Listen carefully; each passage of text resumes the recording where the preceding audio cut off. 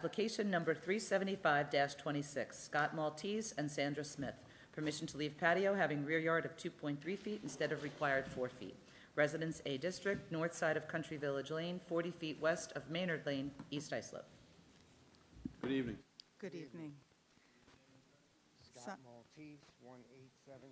Go ahead, you first. Scott Maltese, 187 Country Village Lane, East Islip. Yes. Yes. No comment.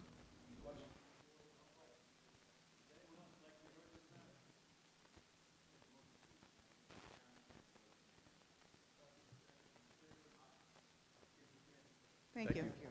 Application number 376-26, Daniel and Deborah Tonsetic. Permission to leave in-ground pool having side yard of 13 feet instead of required 14 feet. Residence A District, east side of Bayview Avenue, 116.2 feet north of Harriet Road, Bayport. Daniel Tonsetic, 193 Bayview Avenue. Yes, sir. No comment.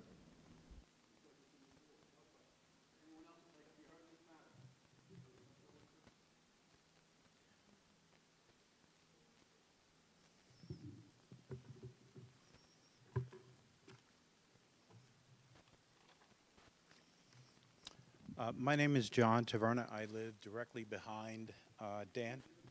Yes, 260 Connecticut Road, Bayport. It's the property directly behind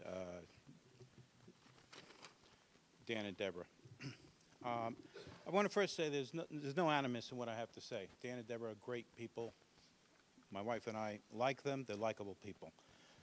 My comments pertain directly to the associated work for this swimming pool.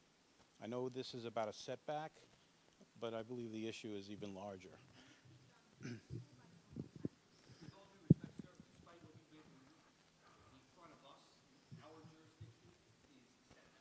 Correct. It's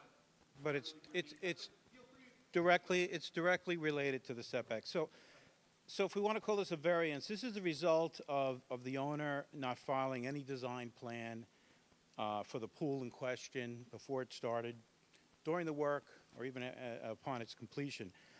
This only came about because I noticed when they were putting a retaining wall in between his property and my property, they did not do the proper structural retaining wall.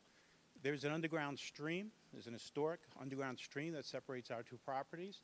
The groundwater is a foot down. I met with engineering with the town of Islip. They said there was no plan, that this would have probably required a survey and an elevation study. So it was a complicated installation. This construction company did this complicated installation with no plan, no permit, no design, period.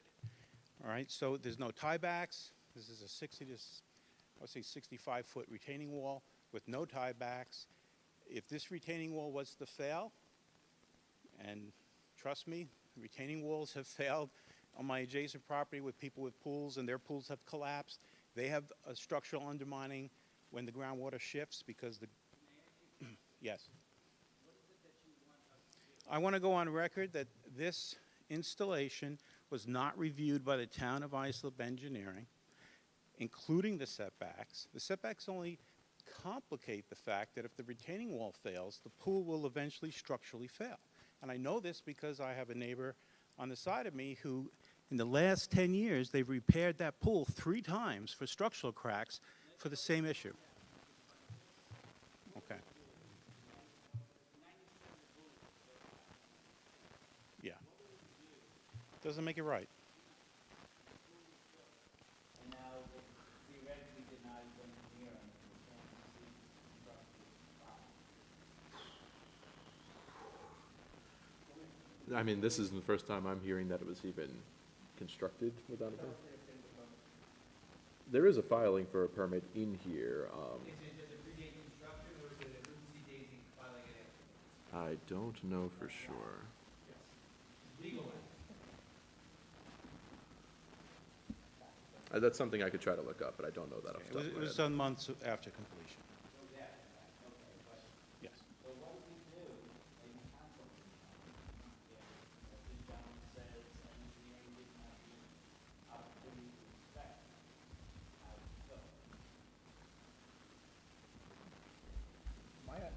thought would be, how is that the zoning board's jurisdiction? It's not, I'm just trying to answer the question. Our jurisdiction is 1 foot, that's it. So. 1 foot meaning? Direct to The engineering. variance. That's all. No. They need 14 feet, they built it at 30. Okay, We have no other hang on, I know you don't want to hear it. We can't, we're not engineering, we're not planning, we're not building, we're not the water authority, we're not the food authority. I'm just trying to, you ask a question and I'm trying to get the answer. That's I fair. think the town attorney thinks we can make the decision subject to engineering approval if it's needed. So that Right. seems to me to be the Okay. decision. Okay, there you go. Can you repeat that? What our vice chairman said, to what our council said, is that we can make the approval subject to engineering. No review. Correct. It's being reviewed, it's like trying to inspect a closed wall after the house has been built. Yeah, I understand. So I wanted to be on record because I am concerned, these are safety concerns. If there's a failure of the wall and this pool collapses, the only person who's going to lose besides the homeowner in the construction is me, because all that water will end up in my property and my yard. Okay. I understand. So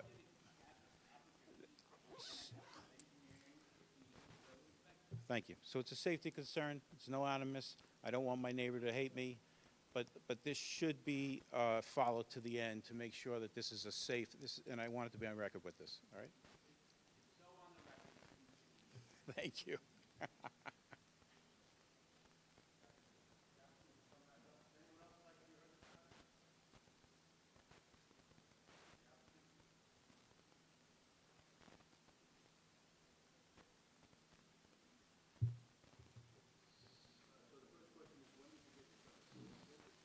No, there was an as-built permit.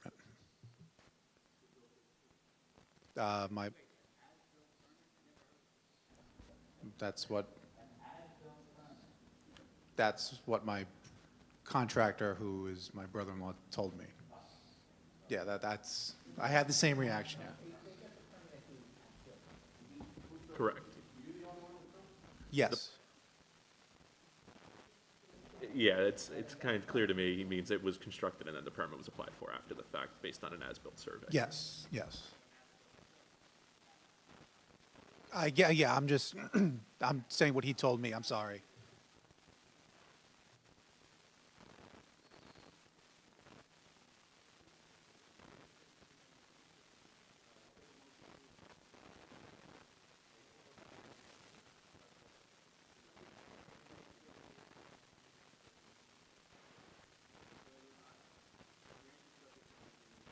Okay, when would I know about that? They'll handle it from here, so I'm done. Yeah, that's what I mean, that's what I mean.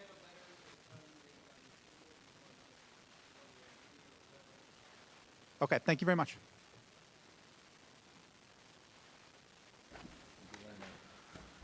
Application number 377-26, Jimmy and Emanis Danielle. Permission to leave roof over cellar entrance having side yard of 12 feet instead of required 14 feet, shed with attached roof over having side yard of 3 feet and rear yard of 3.5 feet instead of required 4 feet each, patio having side yard of 3 feet and driveway having side yard of 3.5 feet instead of required 4 feet each. Residence B District, south side of East Beach Street, 250 feet west of Boulevard Avenue, Central Islip. My name is Jimmy Daniel. You can speak into the microphone, sir. My name is Jimmy Daniel, property 34 East Beach Street, Central Islip, New York, 11722.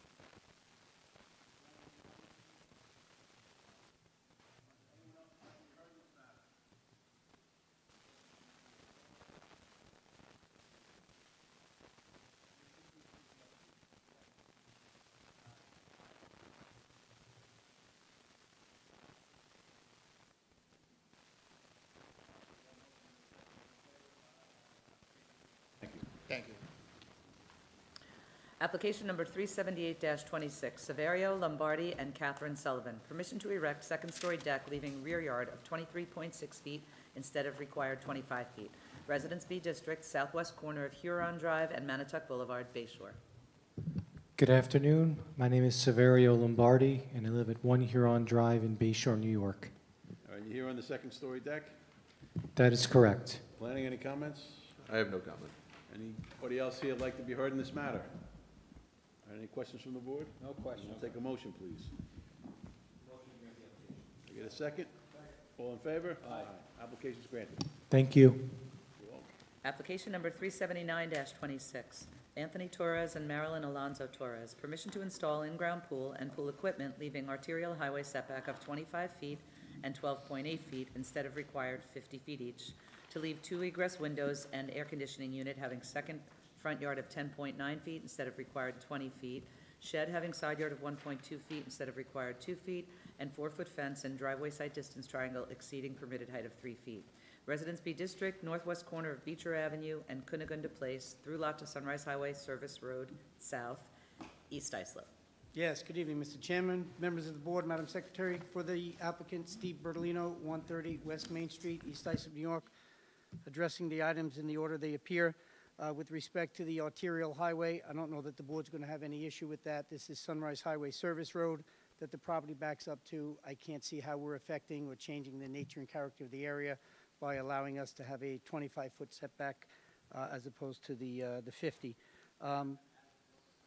No, we don't. We're doing this the right way, Mr. Wexler. We're filing for the permit before we build the structure, except with respect to these window wells that are on there. We do have a certificate of occupancy for conversion of the basement into finished space, which was granted back in 2006. I would imagine those window wells for egress, ingress were put in during that conversion. I don't know why they're not listed on the CO unless the building department was not as particular back then. But I can't see how these below grade window well egress areas affect anybody on Cunagunda Place as they come and go to Sunrise Highway.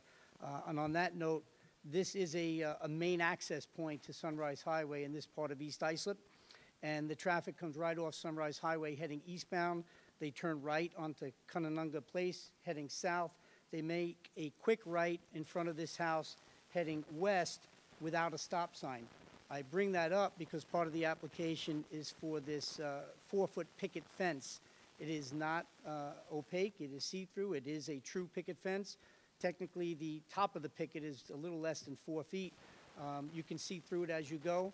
As I viewed it myself personally, the cars come right off Sunrise Highway.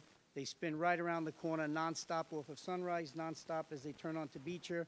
And it doesn't appear that in the 15 years that this applicant has owned the house, that picket fence has ever been a problem. Beyond that, I don't see how the board would have any issues, but if you do, I can answer questions.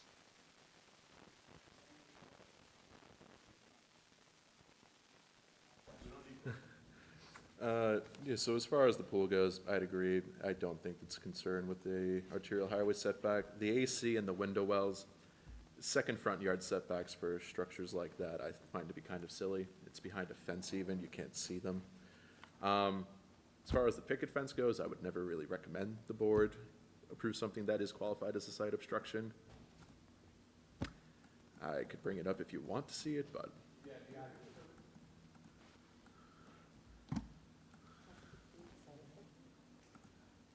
we would be considered based on town code, yeah, so it would be that. I do happen to have a letter from the neighbor to the west, number 53. I can hand it up to the board if you like it. They have absolutely no objection to the applicant. I was holding the letter in my back pocket just in case this issue came up. There are no other neighbors that are going to be affected by this fence, and it really doesn't affect anybody's line of sight.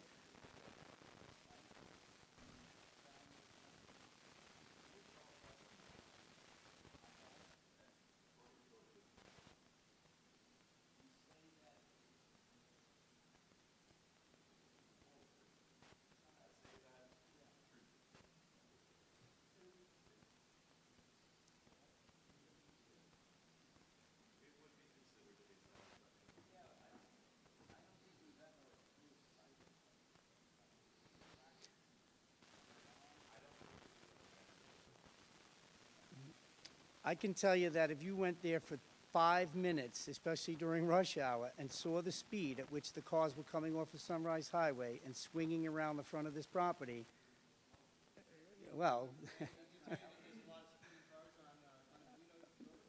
coming off of Sunrise, yeah. Yeah.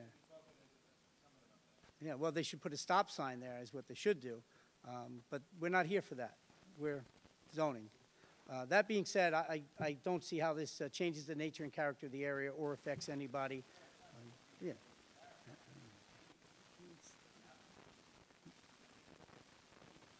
I think the danger is not in the line of sight of the fence. I think the danger is that there's no stop sign there.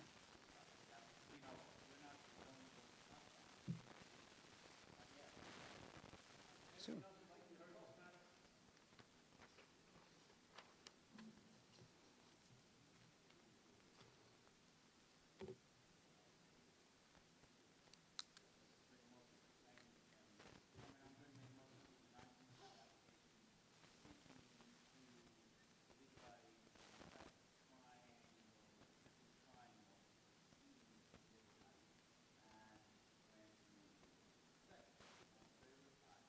So just for clarity, either from the board or from planning, are we talking the fence piece on the corner? Because when you pulled it up on the screen, you were looking primarily at the westerly side of the fence, or is it the entire? It would be both, I believe. Well, that's why I need the clarity, so that Yeah. we know what needs to come down and be done. Yeah, it could either be brought to 3 feet or it could be pushed back. I would just talk with building department, probably zoning, about what to do with that. But We'll it work would it be out. either side of the driveway in theory. Understood. Thank you. Have a good evening. Application number 380-26, Lawrence and Courtney Rump. Permission to erect two-story addition, 24 by 28 irregular, leaving side yard of 15.4 feet instead of required 18 feet. Residence AA District, east side of Nicole Court, 206.49 feet south of Church Street, Bohemia. Good evening. William Cohen, I'm the architect for Mr. and Mrs. Rumpf.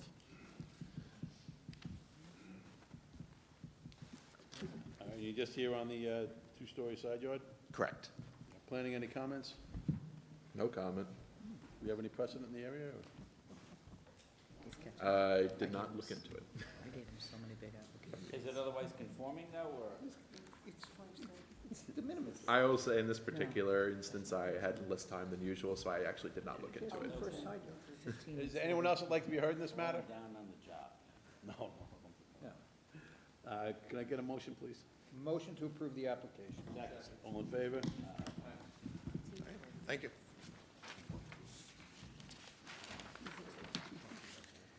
Yeah, 2.5. So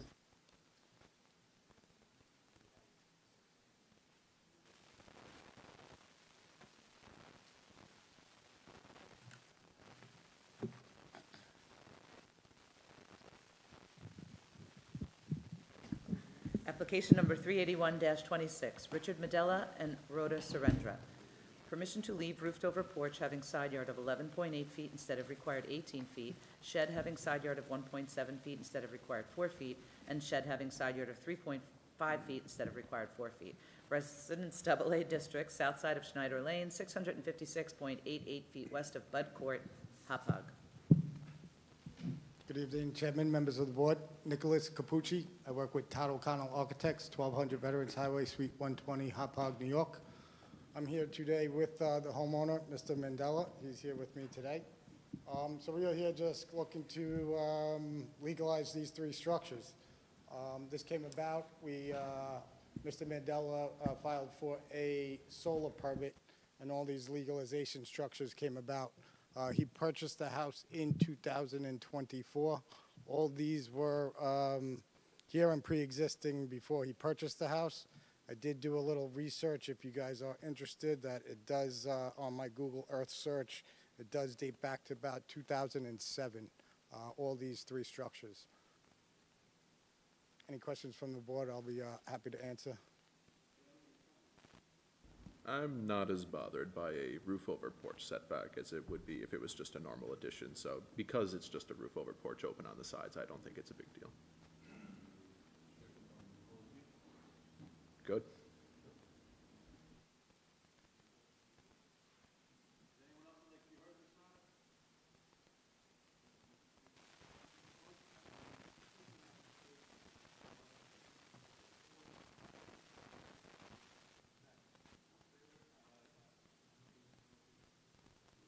porch never to be enclosed.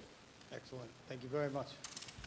Application number 382-26, Jeffrey and Patrice Clemens, permission to erect roofed-over porch leaving front yard of 32.8 feet instead of required 34 feet, and side yard of 13.3 feet instead of required 14 feet, and one-story and second-story additions leaving side yard of 13.7 feet instead of required 14 feet, all having total side yards of 27 feet instead of required 28 feet, and floor area ratio of 31.3% instead of permitted 25%.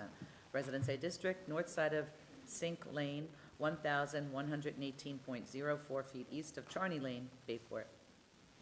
Good evening. Eric Forensic, East Coast Design Build, 207 Oakwood Avenue, Bayport, New York.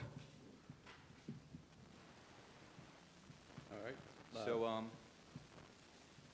course, the property is on an angle. That's why we're running into the side yard setback.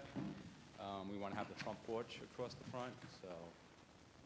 Mr. Forensic, we see that you're seeking a floor area ratio of 31.3. Unless the neighborhood supports it, we like to keep it at nice, positive integers. 30, okay.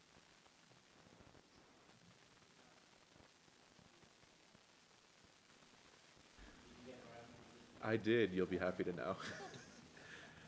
No, it does not support any number higher than 30. And in this case, it seems like it would be a relatively easy fix, though. They could just scale the porch back, because I think that's counting due to the depth of it. How about if we lose the rear deck? Whichever way works. Okay. Well, we'd rather take it off of the rear deck instead of the front. They're just going to approve the application, but at a 30% cost. Okay, that's fine.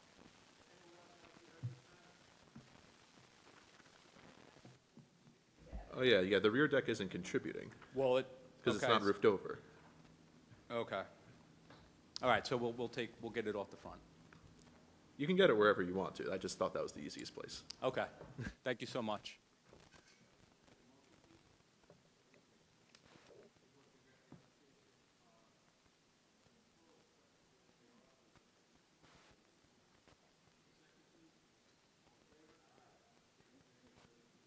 Thank you.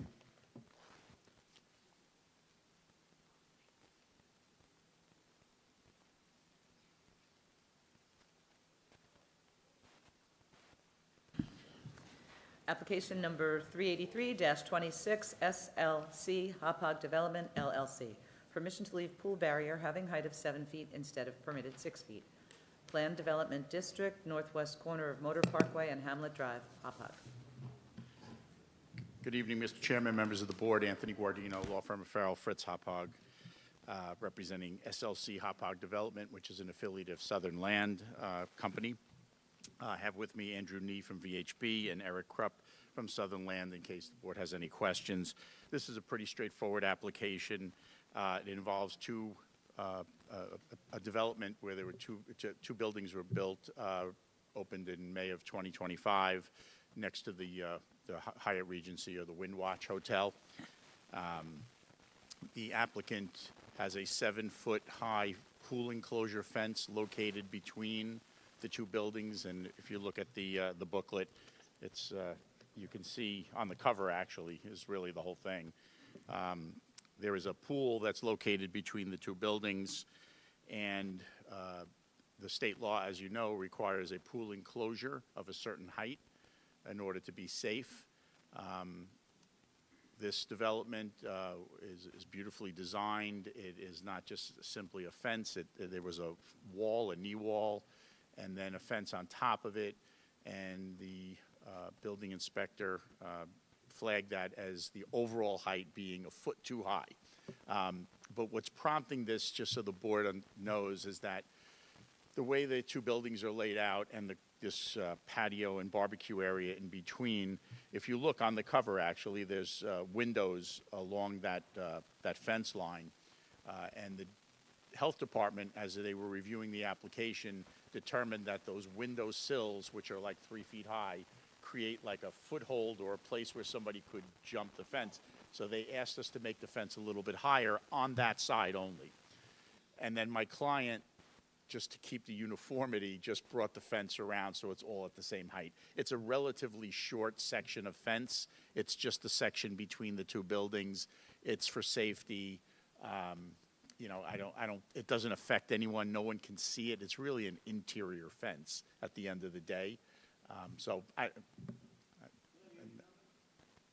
I would tend to agree with them. I don't think it's going to be a problematic thing. It's an interior fence, as you put it. Right. Okay.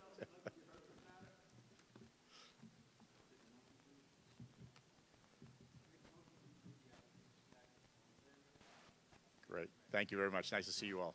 Good night. Application number 384-26, David Escudero. Permission to leave shed number 1, 17.6 by 30.3, having side yard of 1 foot instead of required 10 feet, and having 2.8 feet behind the front line of the dwelling instead of required 20 feet. And shed number 2, having side yard of 1.4 feet instead of required 2 feet. Residence B District, south side of Cherry Court, 110 feet east of Wilson Boulevard, Central Islip. Good evening. Dave Escudero, I'm the homeowner, 37 Cherry Court, Central Islip.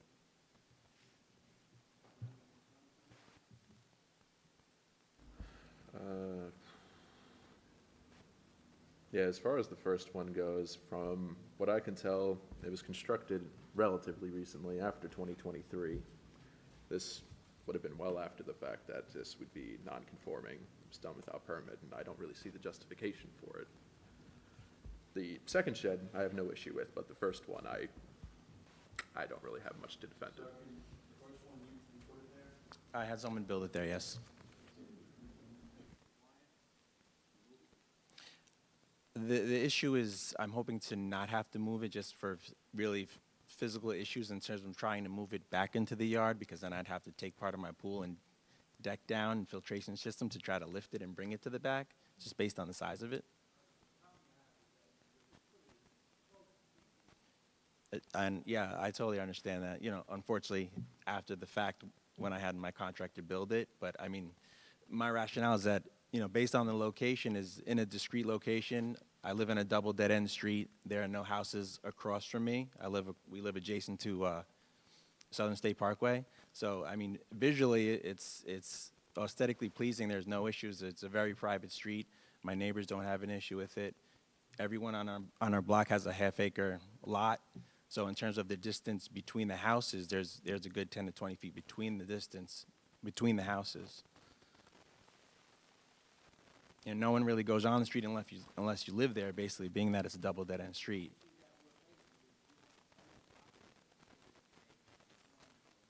Right, understood. I mean, I had it just built there because I thought, I mean, proximity-wise, it worked best for me in terms of using it as storage. So, I mean, if you could give me one, that'd be great. I mean, that's, you know, kind of why I had it built there. And I mean, I get it. No, I get it in terms of the distance, but I mean, in terms of my two neighbors, you know, they don't have issues with it. There's no issues in terms of visibility, lighting, drainage. And it hasn't been an issue since I've been there. I'm sorry?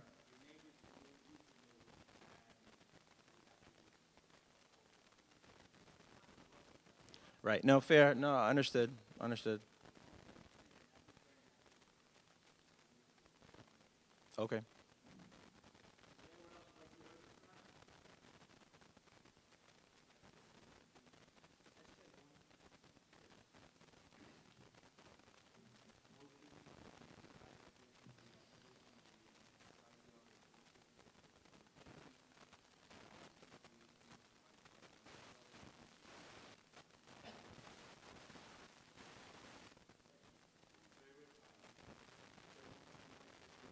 Okay, great. Thank you, guys.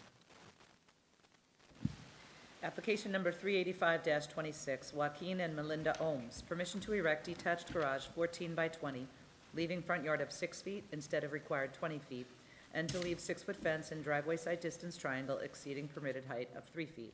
Residence B District, southwest corner of West Adams Street and Washington Avenue, East Islip. Joaquin Ohms, 20 West Adams Street, East Islip. Planning, what do you got for us on this one? So, as far as I can tell, and I'm trying to bring it up and failing right now, there is an existing garage at that general location, from what it seems like. It's been there for a very long time. I'm trying to actually get the visual for that. Sir, so are you replacing the existing garage with this?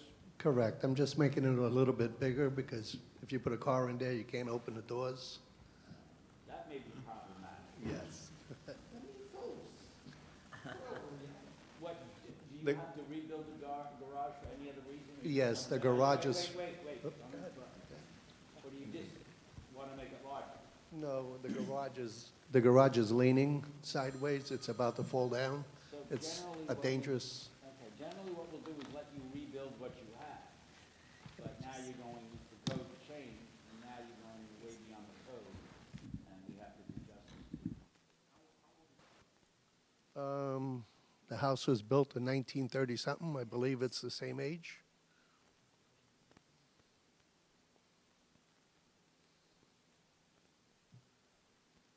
Is that the current structure there, or am I looking at the right thing?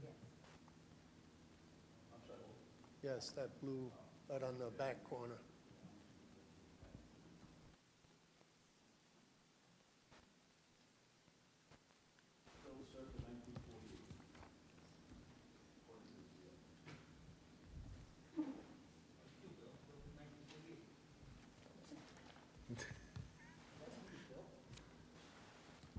That's what he was assembled. As spare parts.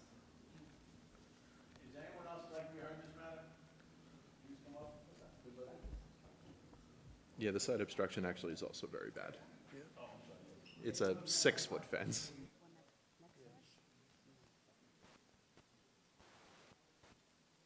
Hi. You need my name? Anne-Marie Aletto, Palladino Aletto, 10 Washington Avenue, East Islip, New York. So the residence is right next to it on the south. 10 Washington Avenue. Say it again? The one with the red shutters. Right there. Right. Those are red. They're red. Trust me. Okay, so I don't know, I'm not understanding exactly what he wants to do, but that structure needs to come down. This has been like, the original owners were more backers. My mom is the original, the owner of the house at 10 Washington, which was built in '57. So the problem is that the size of the garage, I mean, it's a large garage, and then if they're going to come out with a 6-foot fence, and then you're only going to allow 3 feet, you're going to just kill the distance, any view for us. And that's a corner house.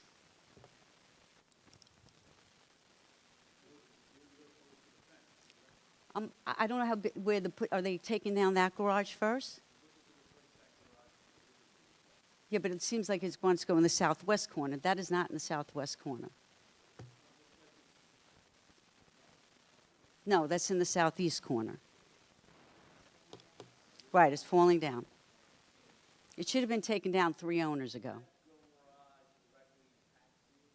Well, it's right next to us, right next to the driveway. So if you keep coming out and you only have... From what I'm seeing, it's going to be in roughly the same location. Which way is he getting larger? Forward, backward? The width of it is increasing. Hang on, south towards her house, or It's increasing in width by about 4 feet. closer to this woman's house? No. It's a good question. No, it's a little hard to read the existing condition survey. Yeah. And this is the problem with the proposed survey, because we were unclear, your surveyor drew it in, or somebody drew it in. The Right, so if you existing just- condition survey is the second page in the handout. The current existing garage, which is 10.5 by 21.5, maintains a 5-foot side yard setback to your property. Right. The proposed garage, which is going to be 14 by 20, will maintain the exact side yard setback to your property. That's not what it says. It says 3 feet. Is that about the fence? No, that's the height of the fence. That's the fence. That's the fence. So where's the 6-foot fence going to come all the way to the front? We haven't actually addressed the 6-foot fence. The fence actually isn't changing. Okay. We're still on the garage. Yeah, so the concern is that if that garage is going to come out further, You're blocking the It's total not view. going to come out further. It's going to go back. Going back onto the. Well, back I don't have a problem with, but I just want to make sure it's not going forward. No, it's not going forward or going closer to you. So then what is the town, they need the variance because it's against the town code, so what's the issue with the code? Better for her. Oh, okay. This is grandfathered in, when he wants to build something, basically the same, which is not grandfathered in. Right. Longer, okay. Yeah, you guys don't even live there. Oh, okay. So, I see. But I just wanted to understand, because the one thing is that is a corner house, so I didn't want it to be blocking the view. I'm just wondering why, again, it's grandfathered in, but why we allow him to go farther. I didn't say that, but what we're saying is. Right, exactly. It's going to go west, that's fine. What was the 3 feet then? Okay. Yeah, because currently, right now, there's a 6-foot fence. All right. Well, don't worry about the fence. I just was more concerned about the structure. We are worried about the fence. You worry about the fence. I have to worry about the structure. Back. That's not a problem. Yeah. Yeah, all right. I'll meet you there. All right, thank you. Thank you. Oh, now you're going to get to the fence. It's bad. The one right here that's directly next to the structure. Yeah, it's a 6-foot-high fence right next to where they would be pulling out. Lower, or we just bought the house like that?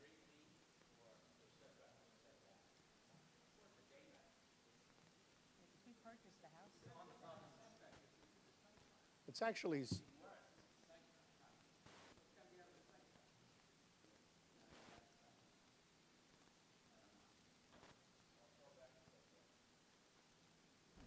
I think it's 15 feet back. I forget.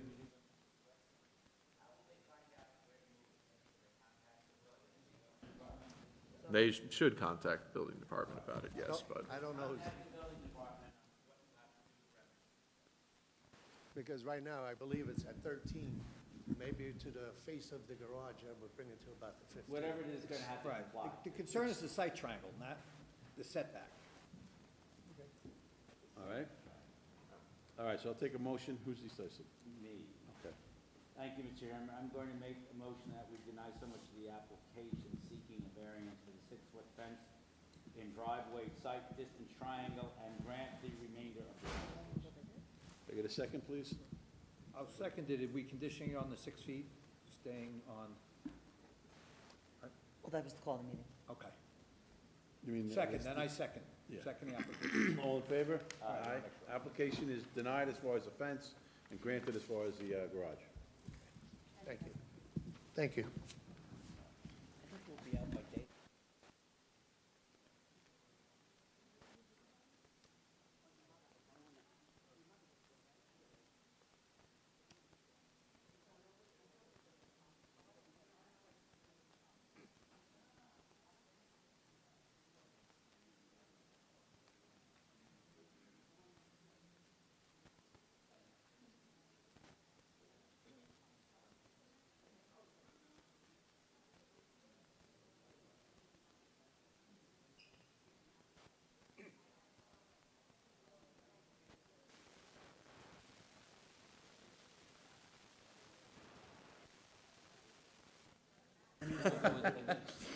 Application number 386-26, Berta Rodriguez, permission to erect one-story addition 16 by 40.5 in order to establish accessory apartment pursuant to Islip Town Code Section 68-602. Residence A District, north side of Apple Street, 178.33 feet west of Islip Avenue, Brentwood. Good evening. My name is Salim Abraham. I reside at 3663 Fiddle Lane, Bethpage, New York, 11714. The structure is one story under construction. The apartment will be 2 bedrooms and be under 800 square feet, and the driveway will be repaired as required by the Dana Islip codes. So setbacks are compliance. So that's it. Very simple application. Planning, any comments? I have no comment.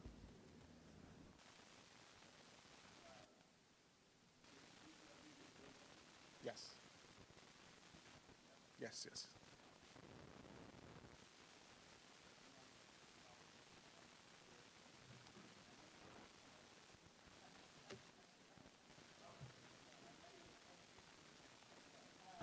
No.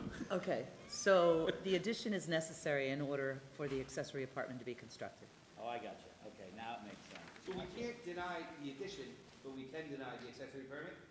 Right, but the addition shows a second kitchen in it. Okay, but that's, what, if, let's say, I'm not saying we're going to, but if I wanted to deny the kitchen, what would I deny? Or if I wanted to not deny the addition, what would I deny? I suspect you would figure that out. I mean, I could do something, but I'm just curious, the phrasing, so what are we approving, the accessory apartment or the addition? You're approving the accessory. We're approving the apartment. application. Okay. She's very.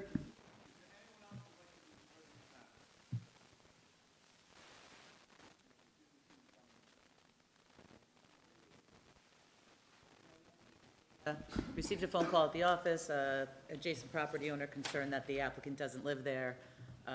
It does appear that you submitted a tax bill with the applicant's address being an off-site location, and, but she recently got her driver's license changed to show that she lives here, so we were hoping she would be present to testify that she She's here does live tonight. there. She's here. Oh, okay, here? great, I got a daughter here also because translate. wonderful. Hi, Yolanda, español, pero yo, my house, and vivo yo here. If you can Hi. first give name and address. Okay, Alicia Villatoro, and my Is address. that you or her? No, that's me. Her Sure. My name is Alicia Villatoro. I'm at 46A Nostrand Avenue in Brentwood, New York. My mom, Berta Rodriguez, over here lives at 55 Apple Street in Brentwood, New York, Do you need the spelling of your 11717. name? Excuse me? Can you spell your last name? My last name Yes. is V as in Victor, Illatoro. Thank you. You're welcome. Okay, now, want to hear from your mother that she does live at the location? Que si usted vive ahí, yes. When did she move into the location? Huh? She lived there since she bought it from the auction. Well, was that like 10 years ago, 100 years ago? 2017, ¿cuándo compró la casa? Diría como 2014, algo Like así. to 2014, around there? Oh, so it's been over 10 Por years? ahí más o Yeah. menos, hace ya. Why was the tax bill mailed to another address? Because my dad and my mother were like going through a divorce, so, you know, things weren't, we didn't know where to go. Getting sent to his house? Yeah, basically, yes, Okay. yeah. So 46A Nordstrom is, That's my address, 46A Nostrand, yeah, but he left that house, and it's only me and my sister that lives there, and then she lives in the other house. fair enough. Any other questions? No. All right, and we already asked if there's anyone else. I'll take a motion, please. Motion to grant the application for a period of 3 years. Take a second. All in favor? Aye. Aye. Application's granted for a period of 3 years. Thank you so much. Thank you. Application number 387-26, Miguel Sanchez and Carolyn Quito. Permission to reconstruct addition to detached garage 14.6 by 20.4 with interior walls not permitted in accessory structures and having two-piece bathroom having area of 55 square feet instead of permitted 20 square feet. Residence A District, southwest corner of Parkwood Street and Forest Drive, Ronkonkoma. Good evening, members of the board. My name is Joe Oliveri, architect. My office is located My name is Joe Oliveri, architect, and my location is 991 Main Street in Holbrook, New York. When I first met my clients, they had constructed a second floor addition on this detached structure. As soon as I saw it, I said, "Oh no, this is not something that you can have. This is not something that you could maintain, and you will have to remove it." They have since then agreed that they would remove it and put just a normal roof on it. Because we're removing that second floor and building a new lowered roof under the 14-foot height, we're here for a variance tonight, but the variance is not in regards to the size of the garage, the location, or the height. The variance is in regards to having interior partitions in the detached structure, as well as having a bathroom that's 55 square feet instead of 20.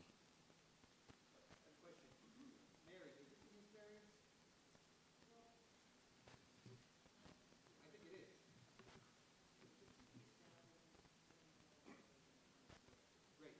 Mr. Oliveri, can you please demonstrate how there is an impossibility to obtain an economic return without this variance? Because that's, as I recall, the required factor in this variance. That they cannot make any money or have any value on this property without this variance. No. No, we could make it smaller. No, without having the bathroom. You can make the bathroom smaller. Yes. There you go. No use variance.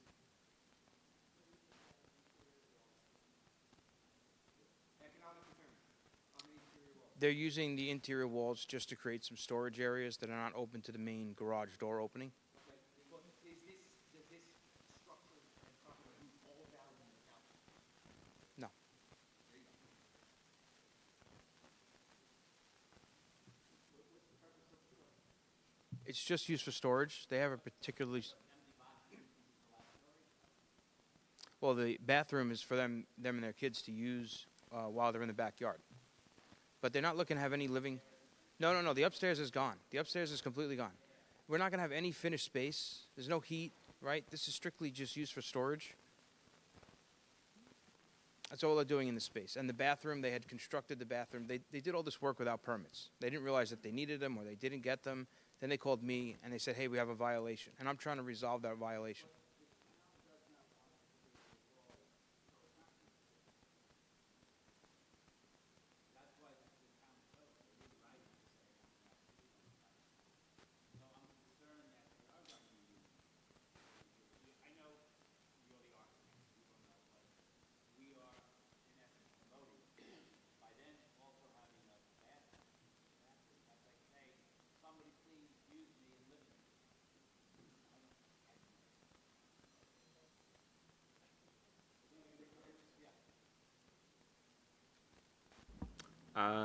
Honestly, I don't think at this point I have much comments. Does anyone else like to hear this time? All right. Roll it out the neighbors. Maybe you want to make one spokesman, because I think it's all going to be cool, but it's all going to be very cool. Before and after pictures of the family, you know.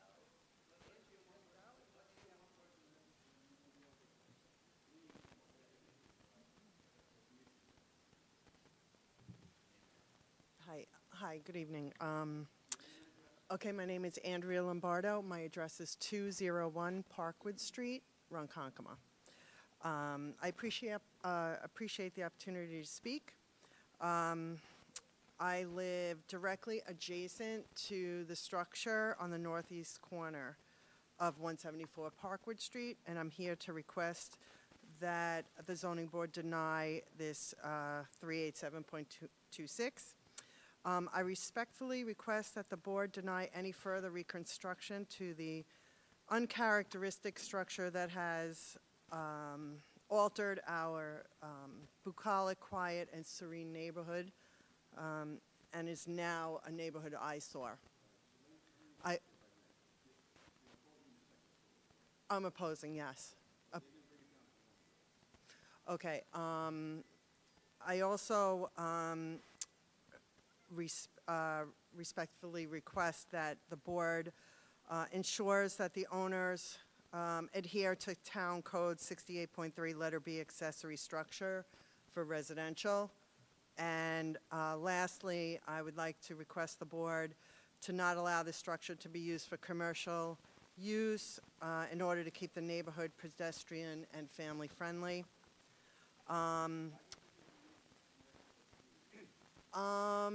It's gigantic. It has walls. They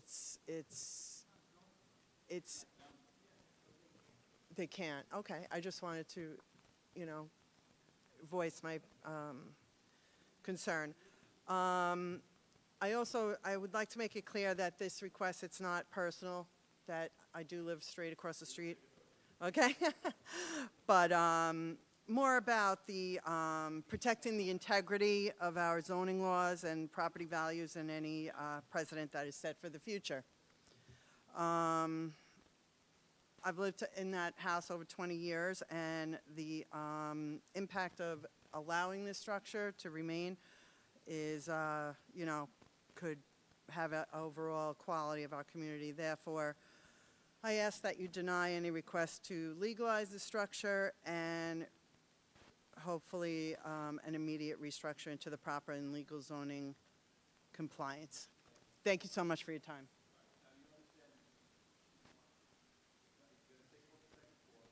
Yes. Okay.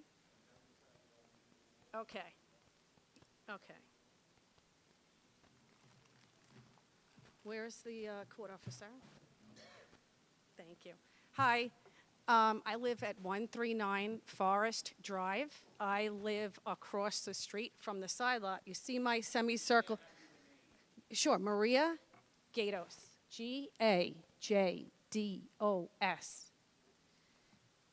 Before I begin, just for the record, can I please see a show of hands how many are in opposition here for this variance? Okay. Let the record reflect my guesstimate is about 30 people. Okay. I already submitted a statement with attachments, schedules, comparables, code sections, and photos for your review. But thank you for giving me the opportunity to speak here tonight. I want to begin with honesty. I truly wish I didn't have to be here. This is not something I ever imagined myself doing. I'm not someone who is comfortable at all complaining about a neighbor, never mind publicly. I'm someone who works hard, keeps to myself, tries to be a good neighbor. I'm here because something happened that has deeply affected my life, my home, and my sense of safety and peace. And I'm here because I believe in the rules that protect all of us, rules that keep our neighborhoods livable, respectable, and fair. I have lived in Ronkonkoma over 20 years. I was born and raised in Long Island. This is my home. This is where I built my life, raised my daughter, invested everything I have. I'm also a proud member of the Greater Ronkonkoma Civic Association, which focuses on responsible development and preserving the quality of life in our community. I take pride in being a part of a neighborhood where people care about each other, where we respect boundaries, and where we follow the rules and keep our community safe and beautiful. In all my years living here, I've never had a single issue with a neighbor. You can ask them. Not once. I've always believed that if you want good neighbors, you must be a good neighbor. And I've lived by that. I work 2 jobs to afford to live here. I mind my own business. I don't cause trouble. I don't complain. I just want to come home after a long day and feel peace. But what has happened across the street from me has shaken me to my core. It has changed the character of my street, my view from my home, and the feeling I have when I pull into my driveway. It has taken something from me, something I never thought I would lose. Yes, sir. Yes. Good. Yeah.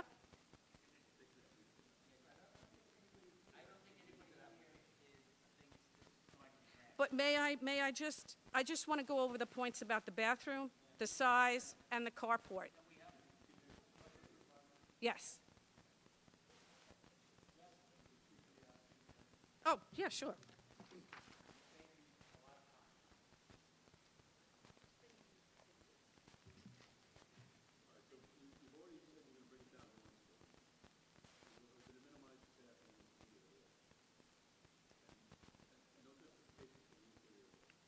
Just that they're being used to make different areas for storage within the garage.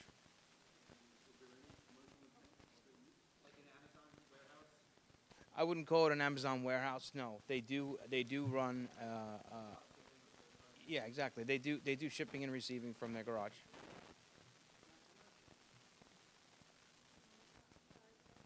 Can the owner speak on our behalf?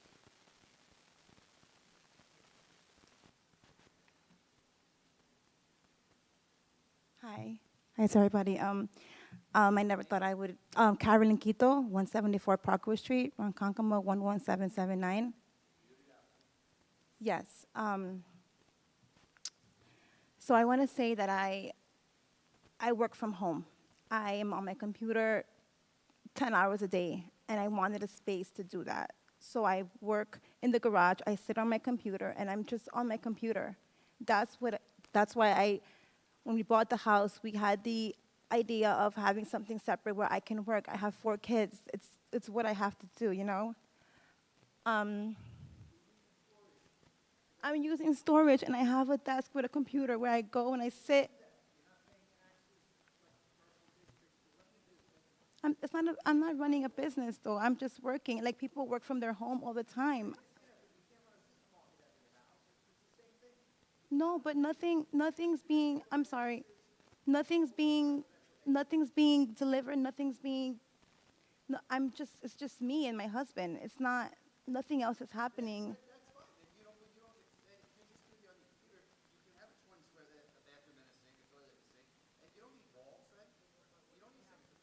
No, I don't need a second story. I complied. I don't need, but I want it to look nice inside.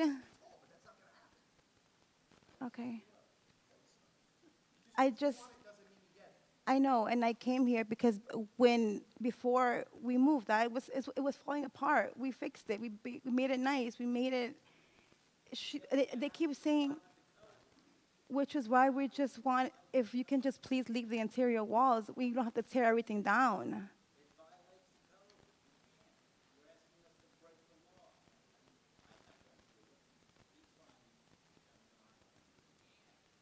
Okay, I understand. No, that's fine. Yeah, thank you. Yes, but just have to, I want to talk about the bathroom. 683B8 says they cannot have it. Okay, the entire application? Okay. Right.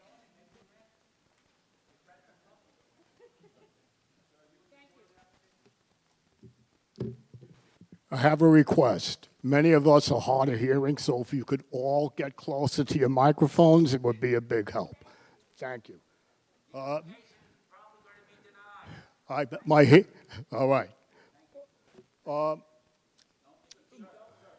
You in support of the application? You want us to grant it? I am against it. Okay. Okay. Please. No, wait. You have to allow me to lay out what I'm going to lay out, okay? Just hear me out. I'll take 2 minutes. Okay. Yes, but there's more to it. There is more to it. There's more to it than this. Okay, thank you. All right, so I've lived in the neighborhood for 30 years. We recently had it. What? What? Name and address. Okay, Joe Cangelleri, Cangeleri. And your address? 24 Calvert Avenue, Ronkonkoma. Okay, lived in the neighborhood. Okay, we recently had a house built on Calvert 3 years ago, went through the whole process, architect, permits, okay? Everything had to be done right, cost us a lot of money, but we did the right thing, okay? Sir, can I ask you What, one question? now, I'm going to get to my point. Sir, question. Yes. Have you ever heard the saying, snatching victory from the jaws, or snatching defeat from the jaws of victory? Well, there's a little bit more. Have you heard the saying? Okay, but you're allowing a bathroom. Just hear me out. Hear me out. Okay, hear me out. Okay, so this is the situation. Okay, my wife and I walk past this residence on a regular basis. Okay, this is a 2-story house-sized structure. Okay, that they went ahead and built around a shed that was built in the 50s. Now, the roofing shingles taking down on the that second shed story. were probably 30, 40 years old because I saw it, okay? Sir, you have to listen to us. I know you don't want to, but you must. Go ahead. And I am going to go ahead. If you continue, I'm going to change my vote to grant. Go ahead, your Okay, choice. can I continue? No! Do you people want us to grant it? Because he's going to drive us in that direction. Thank you. Right or left? Can the applicant's representative please come back? All right, so obviously, This is not. anything else you'd like to say? You get where we're going. started to swing the other way, but we're going to still deny. Well, never Can I get a swing. motion, please? Make a motion to deny the application. Second. All in favor? Aye. Application is denied.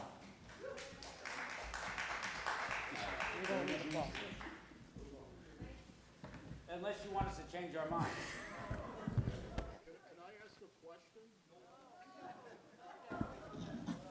Application number 388-26, Lloyd and Janet Edwards. Permission to leave shed having height of 15.6 feet instead of permitted 14 feet and 16.5 feet behind the front line of the dwelling instead of required 20 feet.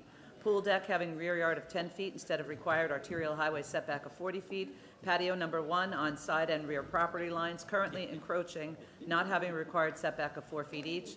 And patio number 2 on side and rear property lines not having required setback of 4 feet each.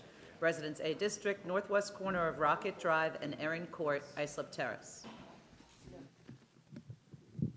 Good evening, Mr. Chairman, members of the board. Larry Buscemi, 15 Vineyard Way, Mount Sinai, New York.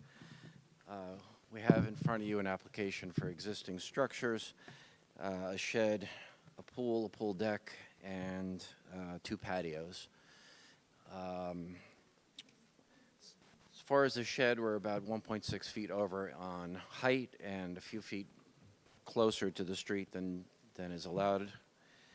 I believe the neighbor on that side does not have an objection. Now, as far as the pool and the pool deck, it's calling for a setback to an arterial highway, which is confusing because it's not on an arterial highway. It's on Spur Drive, which is a town-maintained road.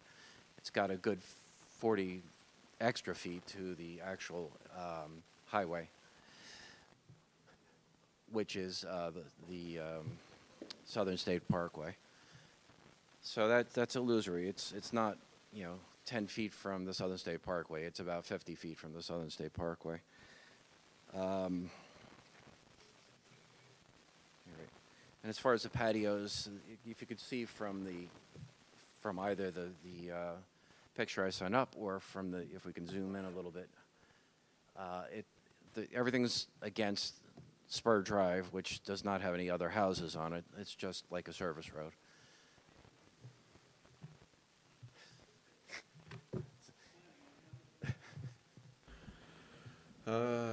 Start.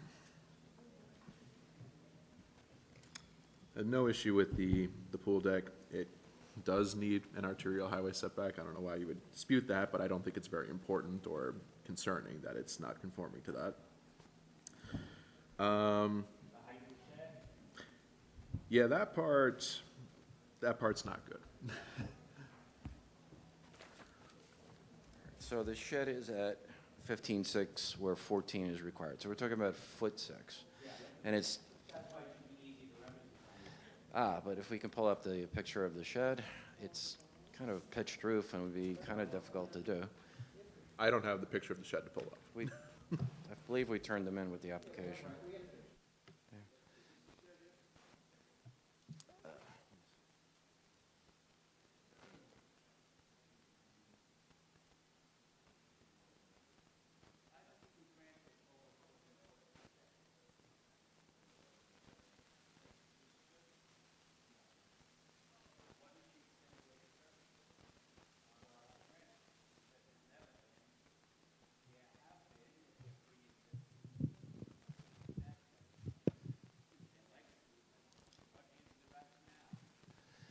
Well, the rationale is that there's a great amount of economic hardship to cut that down.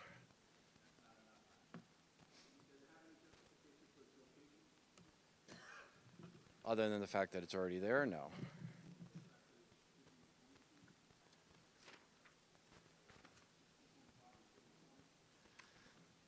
No, but that's a 16% or so relaxation, if my math is correct. What about the rear yard patio? All right, that's the one on the triangle. If we could pull up yeah. That's like a sports court. you know, obviously can't be moved. It's there, I don't know if they built it or they inherited it. But if you, again, if you look at the overheads, the aerials, you can see that it's really not impacting any neighbors. It's currently encroaching. Well, yeah, it's encroaching mostly on Spur Drive, which has no houses on it. Oh, the encroachment, I understand, yeah. Based on the survey you submitted, it's asphalt along the fence, which the fence is off the property line. So it would Right. be on the neighbor's property. I'm sorry, I didn't realize we were talking about the encroachment issue. The encroachment issue, I understand, you don't have authority to grant. I get that. We don't, yeah. Yeah. So that, you know, unless the neighbor is willing to consent to allow it, right? But even then, you'd have to grant that. Yeah. But you can grant a variance for the part that doesn't encroach, no? Can we grant a variance for the part that doesn't encroach, the part that's actually on their property? In theory, yes. I don't see how they have a choice.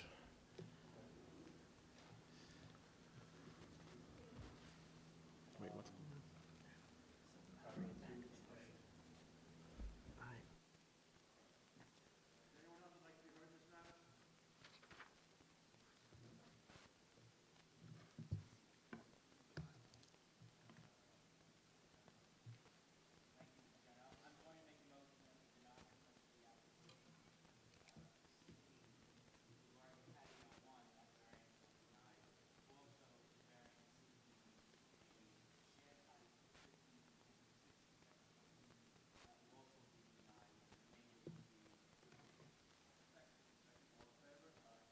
Thank you.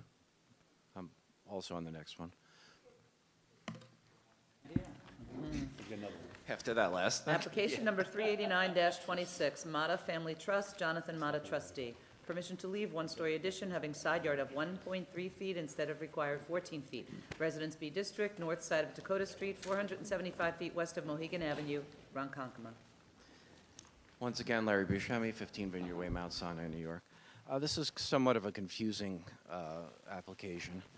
Apparently, back in 1987, a variance was granted for an enclosed porch, or enclosed, what's the exact word? Yeah, enclosed porch in this space with a side yard of 2 feet. Apparently it was built with a side yard of 1.3 feet instead, and now instead of being an enclosed porch, it's a kitchen. So it's an integral part of the house. Essentially, to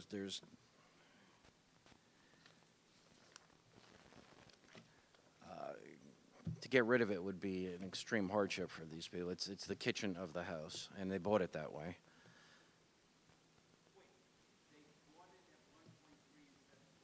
Instead of 2, which was granted instead of 2 feet, which was granted in 1987. I have a copy of the grant for an enclosed porch, right? Right. But it was already an habitable space when they bought it, and if even the certificate of occupancy is somewhat confusing about that.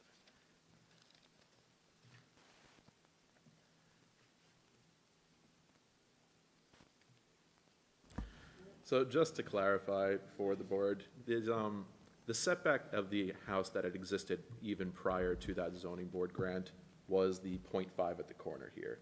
The area that was expanded, and is the addition in this case, is really just the northeastern corner. They basically filled in that notch. Now, that was the enclosed porch before. They extended it into a kitchen now, which is why it's a little bit closer, and it's not a porch, so it's not conforming with the original zoning board grant that he is mentioning. But historically, the house has had sub 1 foot of a setback, less than 1 foot.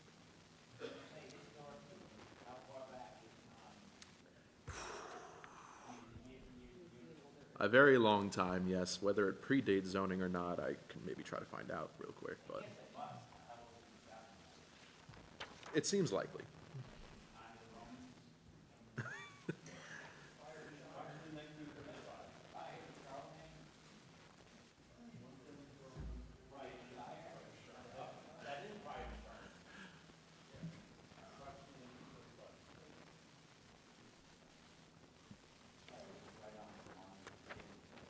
Yes.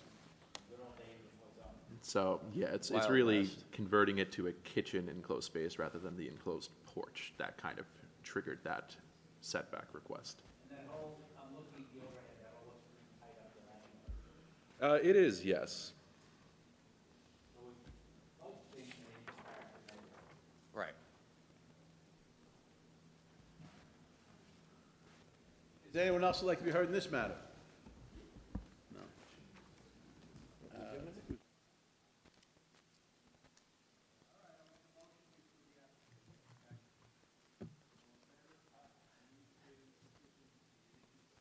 Thank you. Have a great night.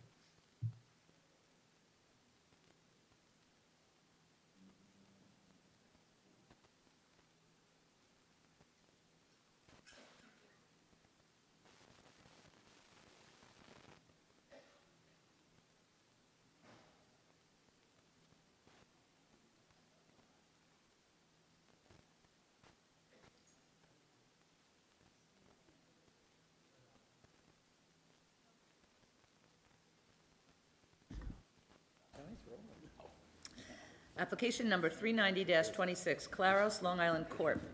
And I'm going to read the call of the meeting exactly how it was received from the building department. Permission to expand non-conforming use by more than 25% in violation of section 68-17B and C, shown at 88% of the CO'd structure. Expansion also includes a full kitchen and 12 seats inside. Residence AA District, southwest corner of Kennequot Avenue and Sportsman Street, Central Islip. Maria Hickey, Victory Expediting, 606 Johnson Avenue, Suite 25, Bohemia, New York, 11716. Good evening, Board. I wrote some points down, if you don't mind. I'd like to read those to you. The deli, along with a house on the property, has been in existence since the 1940s and was owned by the Musco family. My clients, brothers Jose and Mario Claros, who are here, have run this deli for 20 years and bought this building 5 years ago from Joe Musco. They have had no knowledge of any zoning issues until now. My clients are excellent neighbors. They are kind people and treat us very well when we come to see them. They are this is a neighborhood community deli. The school children come into the deli before and after school, as well as police officers on a regular basis. Mr. Claros had cleaned up the empty lot adjacent to the deli at his own expense before he even owned the property. Also, they pay $30,000 per year to the town of Islip for property taxes, and their payments are always on time or early. They are meticulous with all state tax, town tax, and health department requirements. Mr. Claros employs many of his family members at the deli. Mario and Jose are loved by their family, neighbors, and by me as well. I'd also like to mention that the deli faces woods on all sides. The 88% should not be an issue at this point. I have a FOIL document here for a permit application from 1992 showing the building as being 1,600 square feet, which is the exact square footage that the building is today. That was 34 years ago. This application was simply for block veneer, which leads me to believe that this building was at this square footage for longer than 34 years. The old owner has told us that everything was approved back in 1992, but they could not get the CO because the house was in disrepair. The reason given for not repairing the house is that there was one particular neighbor that was bullying him and harassing him constantly through complaints to the town, and that he had developed such strong feelings that he decided to leave the house in an undesirable condition, specifically for the displeasure of this particular neighbor. Mr. Musco has cited this situation as one of the reasons for selling the business altogether. What precipitated the need for this hearing is the fact that my client's sign blew down in a storm. He was attempting to repair the sign, and the same neighbor, who may or may not be here tonight, made a complaint. My client has been bullied and harassed relentlessly by this same neighbor, who may or may not be here tonight. So I really feel the situation we're in is more about bullying than the need to discuss a very, very, very old expansion. Thank you for your time listening to that.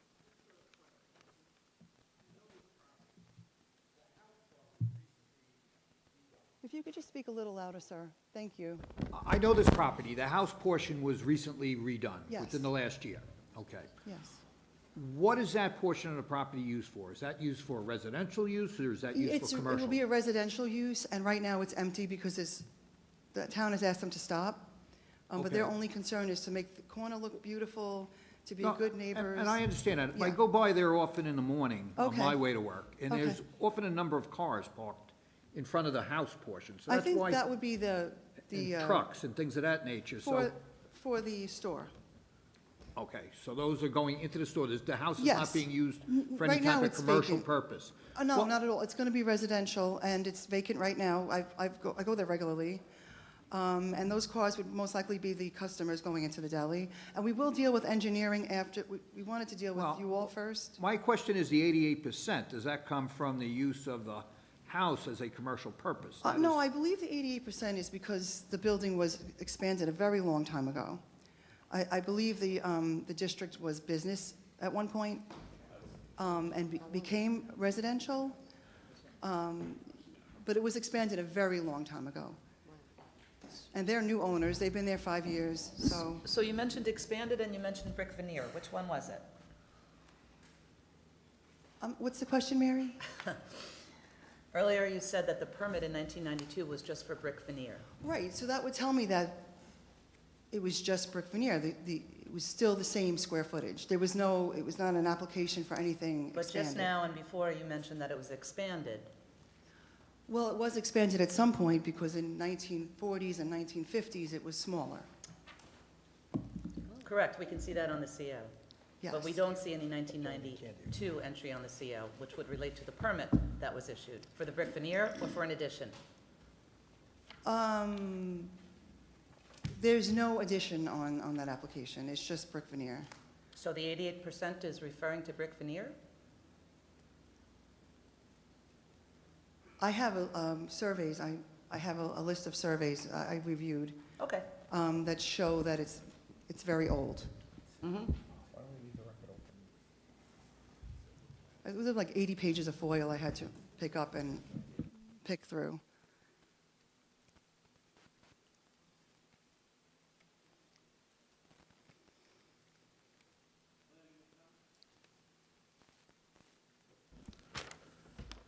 So, adding on to that, I think one of the big concerns here is really just with the call of the meeting. It was kind of set up that way. In fact, it's called out as permission to expand the non-conforming use, and then it goes on to say that the expansion includes a full kitchen and 12 seats inside. This property is CO'd, this commercial building is a store, retail use. A full kitchen and 12 seats inside would be a service establishment, a restaurant. That's a change of use. So I don't think it's correct to even call this an expansion of a non-conforming use. In my mind, it's, well, this is a request for a use variance. Wouldn't that also trigger health department action? The kitchen should, yes. Has the health department looked at this at all? Sorry, can you speak later? Aloud? Has the health department looked at this at all? Yes. Can Mario come up and speak to that, please? Or Jose? Thank you. Hi, everybody. My name is Mario Claros. Your address? 36 Camille Lane, East Pacho, New York. Yes, when the, always when we bought the business, Board of Health get involved, check everything, everything's, not only Board of Health, but the fire department, to approve all the fire, extinguisher, the hoods and everything. But mostly, Which department of the health department? Which division? we got, because it is a grocery, which is like a convenient grocery, like a neighbor convenient grocery. We are with the NASA, which is the Agriculture Board of Health Department.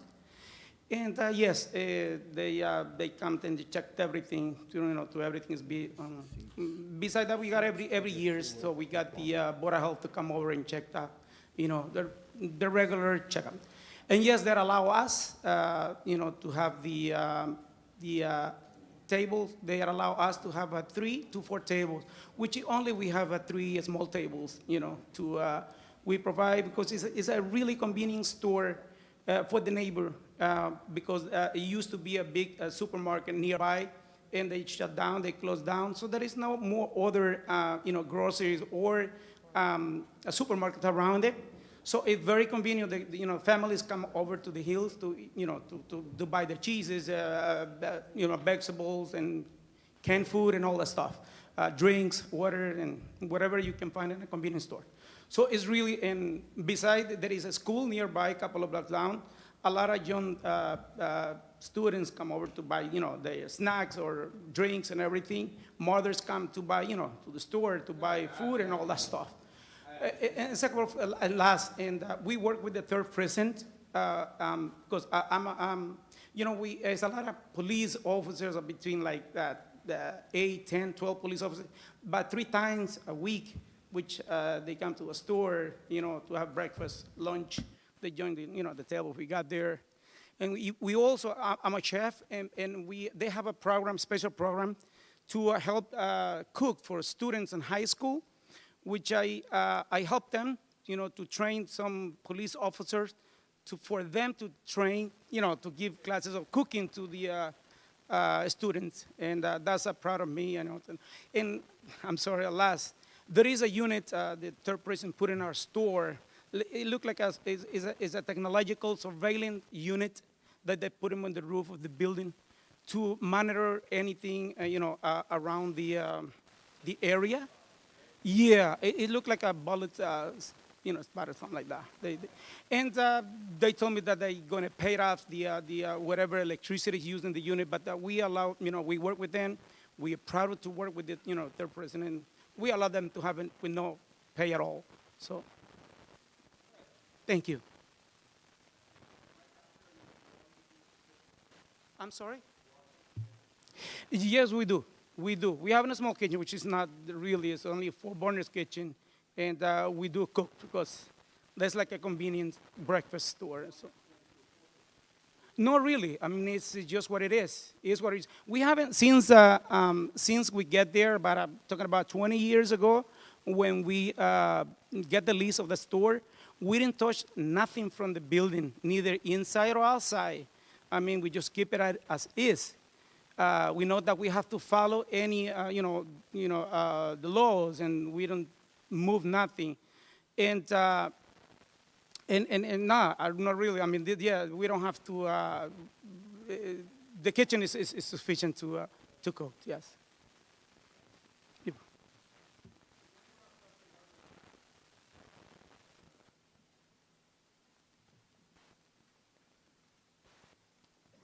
Good evening. Susan Pellegrino, 85 Deer Path Road, Central Islip, New York. I've lived in this neighborhood for over 50 years. That deli has been a convenience store. It served the community well. Like all over Long Island, there's been an increased development, an increase in population, an increase in traffic. It has been a blighted property for far too long, and we are thrilled that the current owners have renovated the house. They've done an absolutely beautiful job on that, and we look forward to more improvements on the property. I don't believe that the former owners ever served hot food. It really was just convenience, but I'm pretty sure on that. And I understand that the stipulation for that was that it was to be a convenience store, a grab and go, no seating. But again, back to the traffic. There really is. There's no parking for this business, and if the property across the street, which is vacant, which is residential, were ever to be built, it's just. There's so much going on in this intersection. You're coming off a hill from Willows to Sportsman Street. There's limited visibility, and again, the success of the delicatessen has attracted commercial traffic. Landscaping trucks. Well, I'm not in favor of it. It's not. It just cannot accommodate this enormous expansion and usage. Thank you.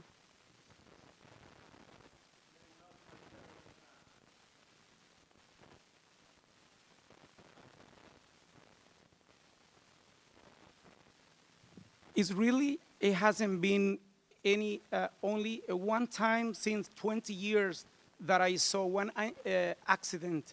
And it was not in the intersections, it was in the hill because it was in snow in the winter time and the motorcycle hit a truck. But if you see records, it hasn't been any major accidents in that intersection, you know, and we are willing, we as a good citizen, we willing, like she said, our intention is to make the place beautiful if you guys allow us to do, you know, and thank you. I can see well from here.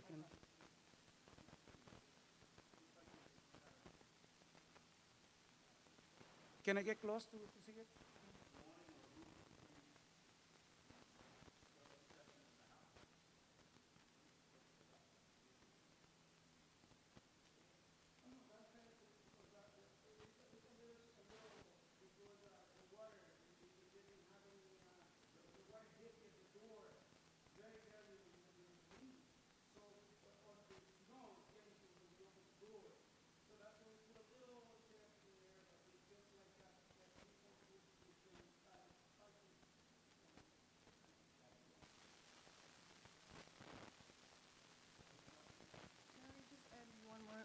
Thing, we will deal with engineering after this and make a nice parking lot. They're willing to do anything to make it look good and to abide by the laws.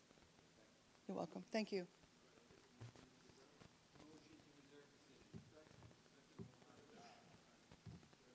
Thank you. Okay, thank you. Application number 313-24, adjourned from May 21, 2024, 778 Montauk Highway, LLC. Permission to erect two-story medical building, leaving front yard of 15 feet instead of required 25 feet, second front yard of 20 feet instead of required 25 feet, and floor area ratio of 26.65% instead of permitted 25%, and to install 6-foot fence on second front property line not having required setback of 10 feet. General Service Transition District, southwest corner of Montauk Highway and West Bay Drive, West Islip. Good evening, Mr. Chairman, members of the board. J.R. DeCiccio at the law firm of Greenberg Traurig, 900 Stewart Avenue, Garden City, New York, 11530 for the applicant. I have some renderings and a large site plan. Can I hand them up?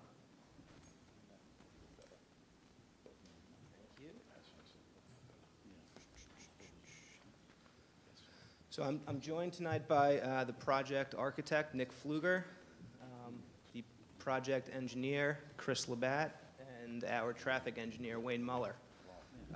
We're seeking variance relief for the redevelopment of the former Villa Monaco site in West Islip. We are looking to convert it to a medical office. It will be owned by my client. It will not be affiliated with Catholic Health. So the property is approximately 28,000 square feet. It's irregularly shaped due to a New York State DOT highway widening along Montauk Highway. The site is constrained by an overhead transmission wire that bisects the property basically in half and severely limits the available locations for the proposed building. Currently, the site is non-conforming in virtually every aspect: parking, buffer, drainage, lighting. But the proposed building will replace two poorly located curb cuts with a single properly aligned access point further away from West Bay Drive. We are looking to add 3,500 square feet of landscaping in the front yard alone.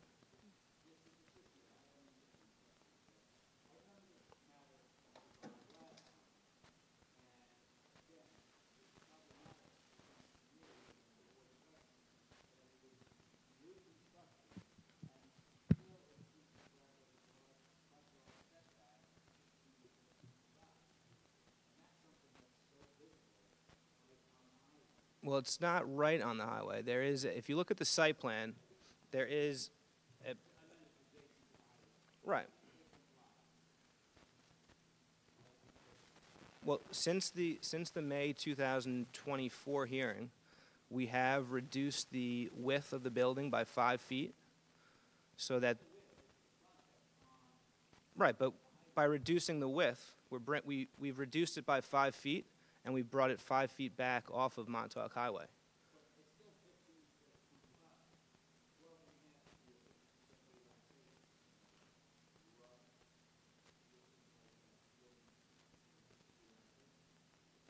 Well, right, but if you look at the site plan, well, if we were to make the building any less wide, right now there's no buffer on the property at all. We're proposing a 20-foot buffer. We've brought the parking into the back of the building to keep it off of Montauk Highway, and if we are to make the building any narrower, it's not going to be a properly functioning layout on the ground floor.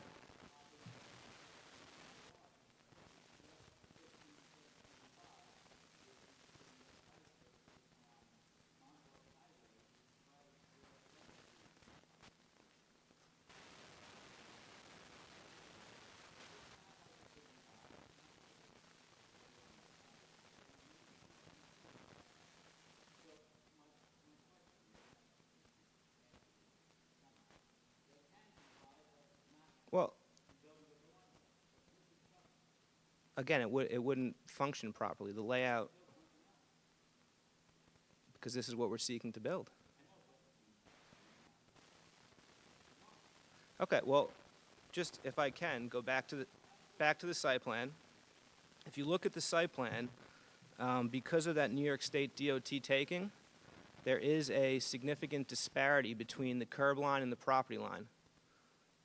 So based on my calculations, the building is actually set back 30 feet from Montauk Highway. And if you look at the front yard requirements in the GST district, it does say that the front yard is measured from the street. It doesn't say property line.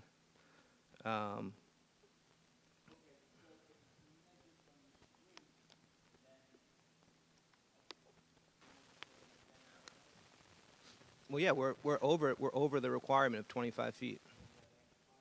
We have an extra 5 feet, yes.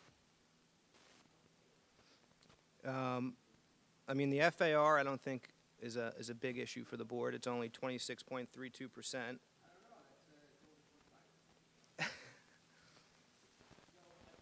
Just for the record, you said 26.32 or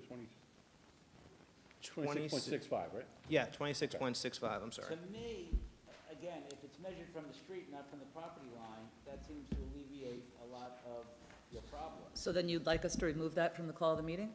No, and that's, I guess engineering interpreted that as we needed the relief, so. But are they, I'm trying to figure out who's right. I mean, you know something about land use and I read the definition of, or the requirement. Why don't you read it so we have it on the record?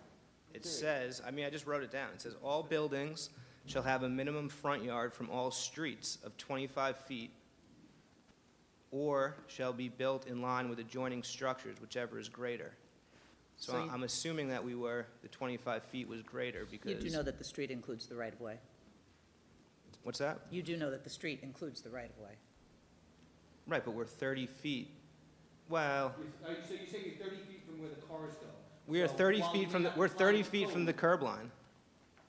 It doesn't say curb line, though. It says street. Yeah, that's different than edge of pavement. Okay, well, it says what it says. We agree with you. So I'm just, hang on. Let's just so. Strict constructionist. If you're saying that it's really 30 feet, and if, as Mary said, the right-of-way is what, usually 10 feet? Oh, it varies. Yeah. What do we do about the right-of-way portion? Well, in this case, the right-of-way is about 15 feet. So if you go from the right-of-way, then it's even, it brings. I mean, I think the point is when you're driving down Montauk Highway, this building is not gonna be up against Montauk Highway like that. You know, there's that building across from Southside Hospital. Don't remind us That's of that. right on, Don't right on remind us. Montauk Highway. They made all sorts of promises. It would look beautiful. I agree. But that's not what we're looking for. We're going to be set back 30 feet. The streetscape, the character of the streetscape is going to remain the same. What about that new, Mary or Nick, the new addition to Good Sam? How far is that off the road? And Well, what about the there's- building right next to it, just to the east? No, yeah, east of the subject.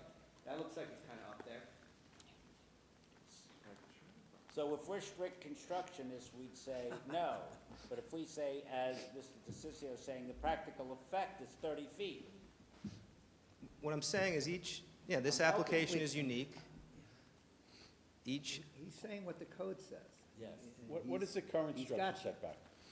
the current structure is set back probably 40 feet. But correct me if I'm wrong, if I remember correctly from But- last time, the current location of that structure wouldn't work in this building because your client has. Right. Right now, exactly. Right now, there's 0 buffer in the rear. We're proposing 20 feet at the narrowest point, and we're also bringing the parking off of Montauk Highway to try to, again, improve the streetscape.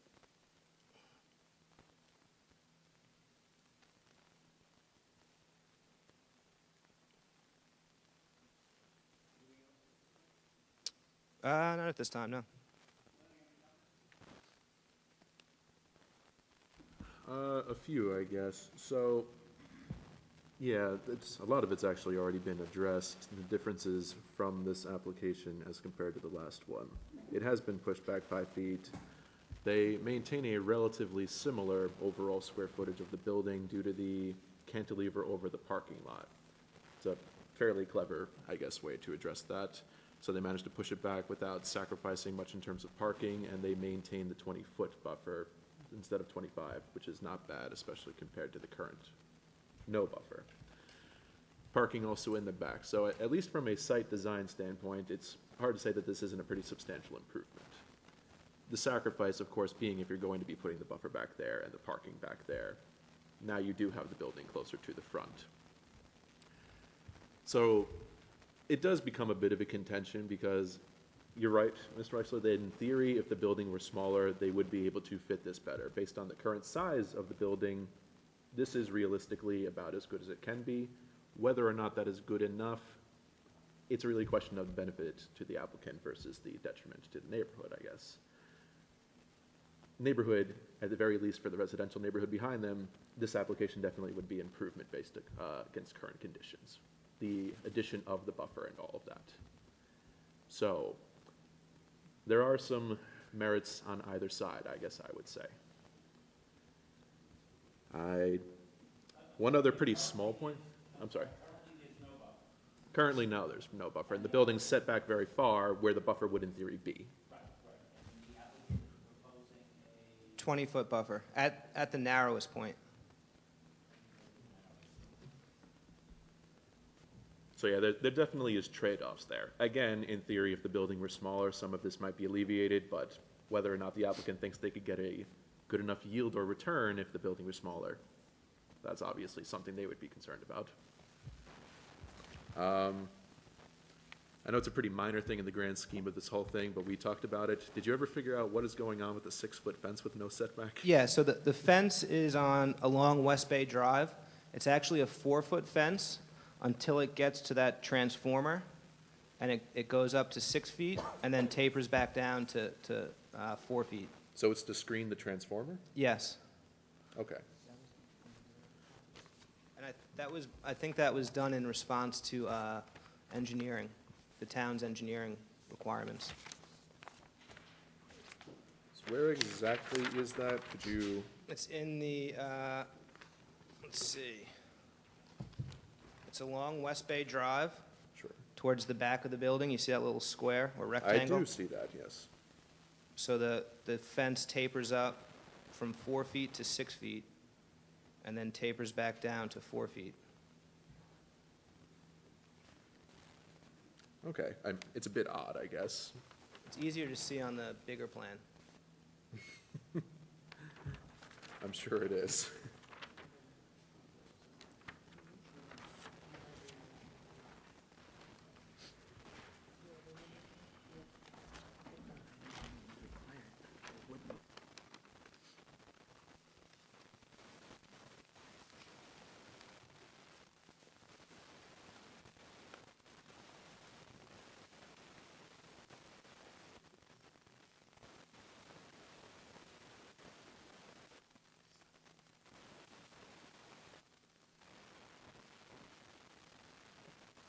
I guess the part I don't understand is, there's other ways to screen this in theory, other than just having the fence go up and down, right?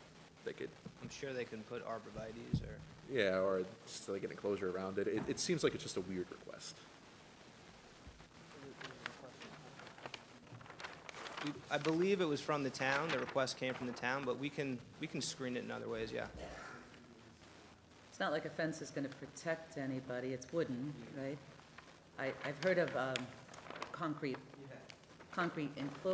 wall being required adjacent to a transformer when it's too close to the street, but never a wooden fence. I see the bollards, they make sense. Yeah, I think it was. Sir, if we get your name and address for the record. Christopher LeBay, Lab Pro Engineering, 460 Hawkins Avenue, Ronkonkoma. Thank you. I believe the fence was discussed over the last couple meetings and correspondence with town staff. That would be more decorative to have an estate fence there, so you could have the look, also catch garbage that would blow off maybe off the parking lot or be caught there. The fence itself, the transformer was relocated at one point, so it was discussed through PSCG with their letter with the town that it be put in this location, and also we could put more landscaping around it, but the fence itself just blocks off the parking lot, and it goes to just the middle of the building. So it's more than just in front of the transformer? It goes about maybe 10 feet past the transformer. Well, that wouldn't block the parking lot, though. No, it does block the parking lot. It's from the front of the transformer to the rear of the property. Oh, that's way more than just in front of the Yes. transformer. Yeah, but it tapers down to 4 feet Yes. once it passes the transformer. Well, that part's conforming, so we don't care about that part. We could leave it all at 4. It's not called off. It just says it goes up to 6 feet because they wanted to hide the transformer. If you Who did? want, we could keep it at all 4 feet. Who and- wanted to hide the transformer? Who wanted to hide the transformer? Yeah. I'd have to go back through the correspondence, Uh-huh. to be honest with you. But It was someone- discussed, one of the that's why town- it was done. Was it a government agency or? I don't know if it was through PSCG or with correspondence with the town staff. PSEG would care about covering the transformer? Well, LIPA. And we had to go meet with them, get a letter to bring the electric to the building. So we had to meet with them. That pole is on that side, on West Bay Drive, that's feeding electricity. There's no support, and maybe he'll know. John Davis might know. Is there anyone else who'd like to be heard in this matter?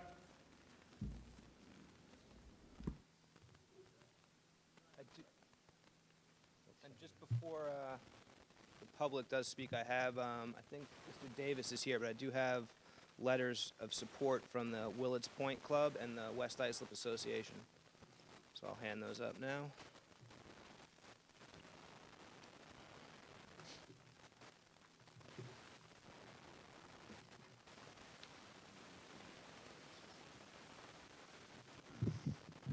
Good evening. John Davis, 503 Avon Place, West Islip, President of Willits Point Association and board member of the West Islip Association, so I was asked to represent them here as well tonight. This application came up, I think, over 2.5 years ago. It's probably closer to 3 years ago for the first hearing with planning. At that time, the plan was not fully developed. So we've met with the architects and the lawyers on this project on 2 different occasions. Actually, the attorneys changed and the architects changed midway through, but they answered all the questions that we had. The planning board had recommended that they do meet with community organizations. They showed us renderings recently, which are of the proposed 2-story building you're looking at tonight, which seem very attractive. We discussed these issues with the front yard setbacks, and we all seem to feel that the rear yard buffers for adjoining properties, residential properties, are much more important than the front setbacks. One of our members adjoins the property on the southwest corner in the rear. So We were very pleased to see the changes made. The front yard setback was increased by an additional 5 feet from the first application. Excuse me. So we've met with our board 2 or 3 times since then. We've met with our membership 2 or 3 times and shown them the renderings. We're quite pleased with it. We realize that these properties are tough to work with. There are several of them along Montauk Highway because they don't have much depth to them. So there's always a problem trying to do rear buffers and front yard setbacks at the same time. You had a case a few years ago, 722 Montauk Highway, that needed a front yard variance. It may have been for 15 feet. I'm not sure if I'm correct on that, but it was for the same reason. They couldn't get everything in there at the same time and make the building service their needs. So we think it's a huge improvement, and we support all aspects of the application. I'm not familiar with the fence portion, but as far as floor area ratio, that didn't seem to be a big deal. But I think they've compromised quite well on how the property is situated on the property, where the parking is going to be, and privacy for the neighbors behind them. So both of our organizations are definitely in support of this application the way it is. Thank you very much.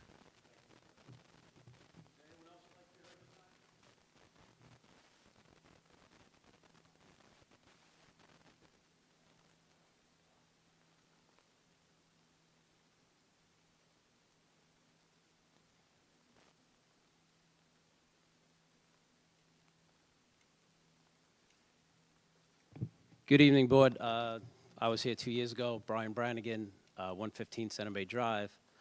Also the president of the Babylon Beach Estates Association, which is the largest homeowner association. This is our entrance into our community. To John, I give him much respect. Willets Point is to the west of us. Their house touches a corner. West Islip Association, which sounds like it represents West Islip and thousands of people, has 6 board members, so don't take that into consideration. That speaks for West Islip. I'm the president of 170 homes. We currently have 110 paying members, residential. We didn't get the same courtesy of seeing the new rendering of this because we weren't really receptive last time. We appreciate I came to the board. A bunch of my members came with me and spoke against it. A couple of them here today. We met. You instructed them to meet with us. We weren't really having what they're doing. They're pushing. I brought this up before. You move that building closer. I haven't even heard about how the traffic's going to work, right? We want to know what's going to negatively impact the Babylon Beach Estate. Somewhere in the Good Samaritan permit was tucked in. Good Samaritan's traffic plan was to make us not be able to make a left onto Montauk Highway out of East Bay Drive. So we were negatively affected by construction on some other piece of property. So I can imagine how we're going to be negatively affected on this traffic. Are they going to be able to make a left like we can't going westbound on Montauk Highway because we're not allowed to make a left because it's dangerous. We're 1 block over, right? So they're right there. So I'd like to see how that works out. We all know that the traffic that's there now is unacceptable, so now we're going to add another medical building that does the exact same business hours as the traffic is horrendous, so we're just going to add that in. But the idea of pushing the building closer to the street, coming from a law enforcement background, I never understood that. They used to have the parking in front, cops going by, they could look at the properties. Now the new thing is to push these parking lots behind and move the building up. But what you're doing is you're taking away the sight of everybody in those intersections. Our kids walk, they bike, school buses turn southbound coming into our community there. So this again is going to create a problem for us. And I never got notified that this hearing was going on. All I had to do is wait till the contractors decided to put, wood over the fence, that the hole that's been there, the place has been looked dilapidated for the last 2 years. Respect for the neighborhood is ridiculous. Go ahead.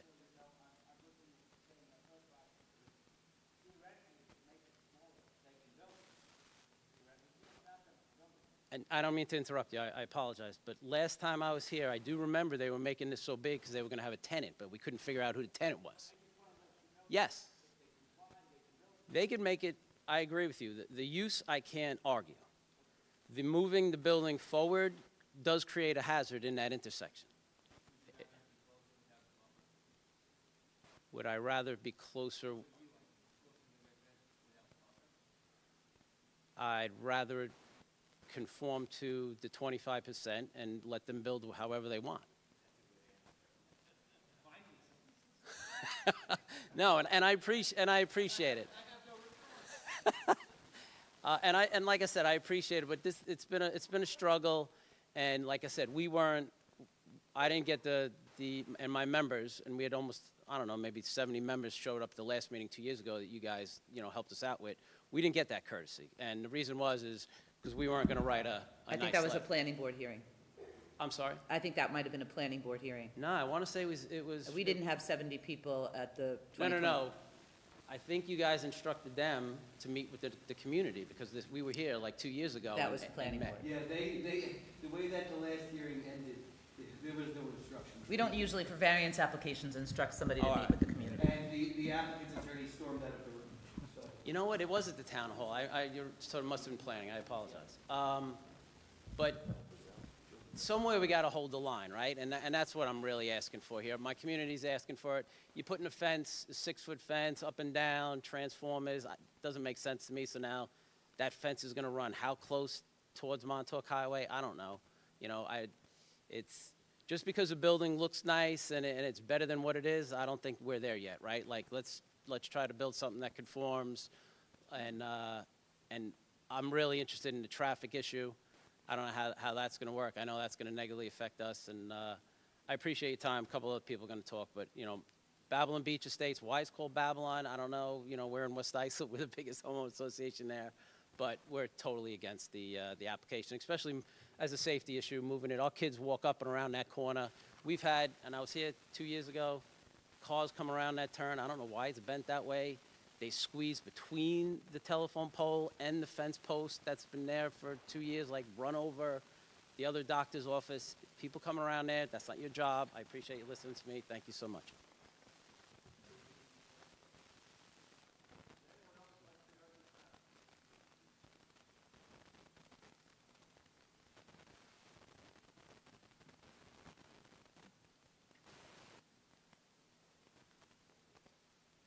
Good evening. Apologize for my casual attire. Rich Thompson, I live at 455 Bay 4th Street in West Islip. I'm part of the Babylon Beach Estates. Just a couple of points from the last meeting or two meetings. I listened to you consider prior applications, and I heard the board say a couple of times, you build it in compliance, nature and character, we can't break the laws. You got to comply with the zoning. I think they should just comply with the zoning and the setbacks. You want to build a medical office, build it, but just comply. I heard mention at a prior meeting, West Islip is now the medical corridor. Well, that's really not what we want. I mean, it's getting forced down our throat by Good Sam, but we'd like to try to maintain as much of our community as we can, and the keeping of the nature and character of the homes, including on Montauk Highway. And I know that the owner last time said that they could build it in compliance with the setbacks, but it wouldn't be practical, and it came out that, well, they couldn't rent to a tenant. But, I mean, that's not the community's problem. They knew when they bought the property that there were certain limitations, and they have to abide by those, including the DOT taking of the property in front. That didn't come as a surprise to them after they purchased it. They knew it going in, and they're trying to realize a windfall by turning this into medical space. It's not owned by Catholic Health Services, but I would bet anything a couple of years after it's built, it will be owned by Catholic Health Services because they bought up everything along Montauk Highway. And they don't pay real estate taxes, but we do, and we have to support the tax base, but Catholic Health Services doesn't. And I don't know how long they would stay there. The last thing about safety with the setbacks, that pole, I think Brian started to say it, that pole has been hit so many times, broken in half right in the front. If you're going to have a building closer to the road, I think that's just an absolute danger. It's crazy. I mean, somebody should look into how many accidents there have been. Quite a few. It's a very dangerous turn. But just in summary, I think they should build they should build a medical office if they want. But it should comply. It should comply with the nature and character and the zoning laws. If the town wants to turn that into a medical corridor, change the zoning laws and turn it into a medical corridor. But don't sneak around to give variances to do it, because it's just forcing it down our throat. And we have a bad taste in our mouth from Good Sam, with all the damage they've caused to the homes in the community with their construction that they still haven't dealt with. Thank you.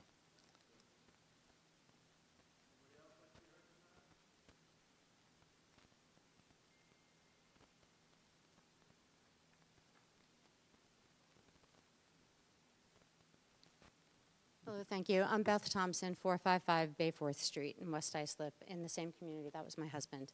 I just want to mention that right now, our area, we have East Bay Drive, which now abuts against Good Samaritan Hospital.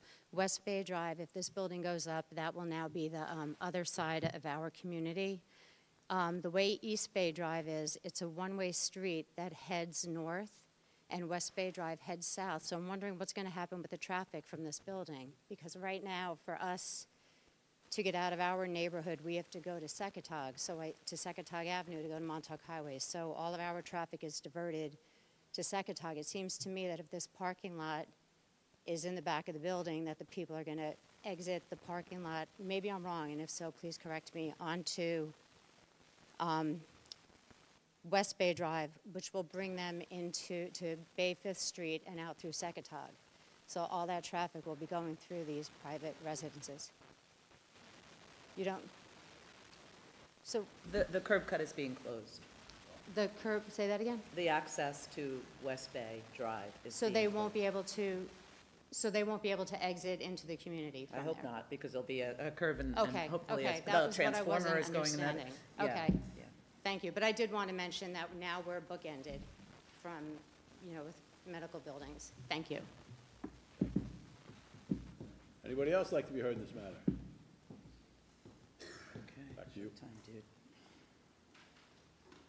Yes, so Mary, Ms. Pissarro is correct. We are closing off one of the access points on Montauk Highway.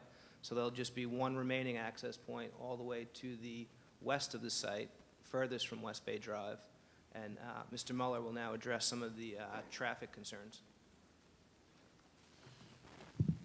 Good evening. For the record, Wayne Muller, R&M Engineering, offices at 50 Elm Street, Huntington, New York.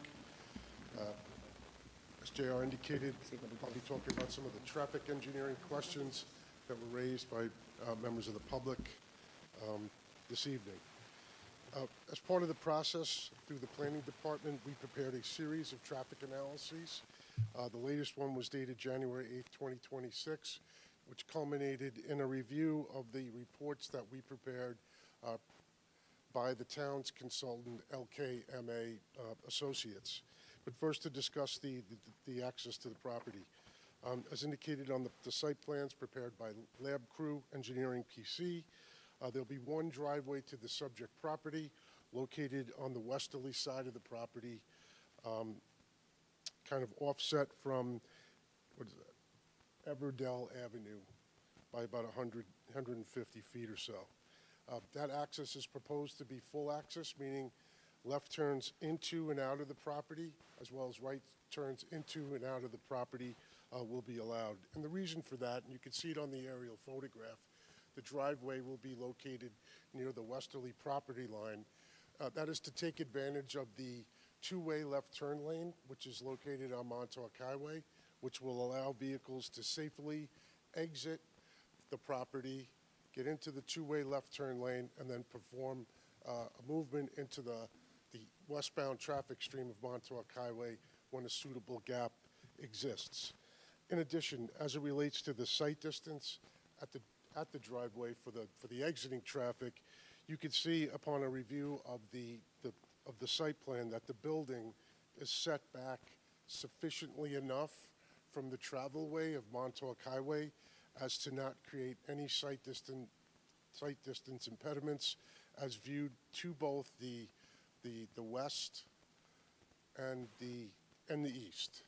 So from a sight distance perspective, the project as contemplated on the plans prepared by Lab Crew do not impede sight distance for vehicles exiting or entering the subject property. As indicated upon LKMA's review of our project, and I'd just like to quote, they indicated that the quantity of parking spaces that are provided on the property based on the studies that we've prepared will be more than adequate to satisfy the demand.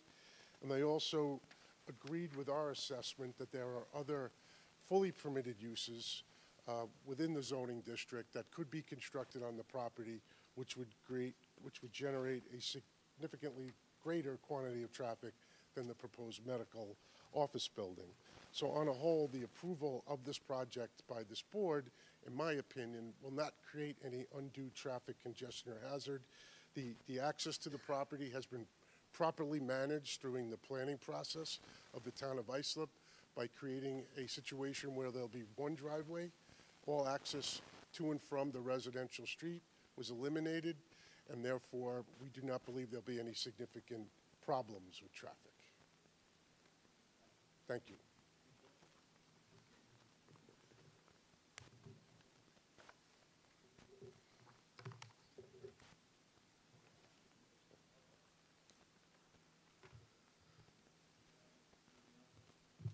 Nothing further.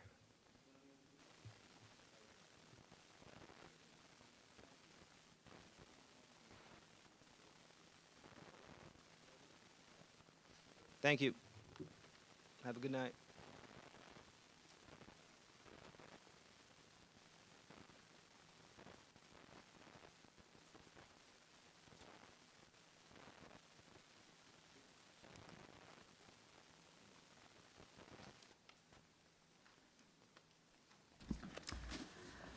Application number 391-26, RWM Realty Corp.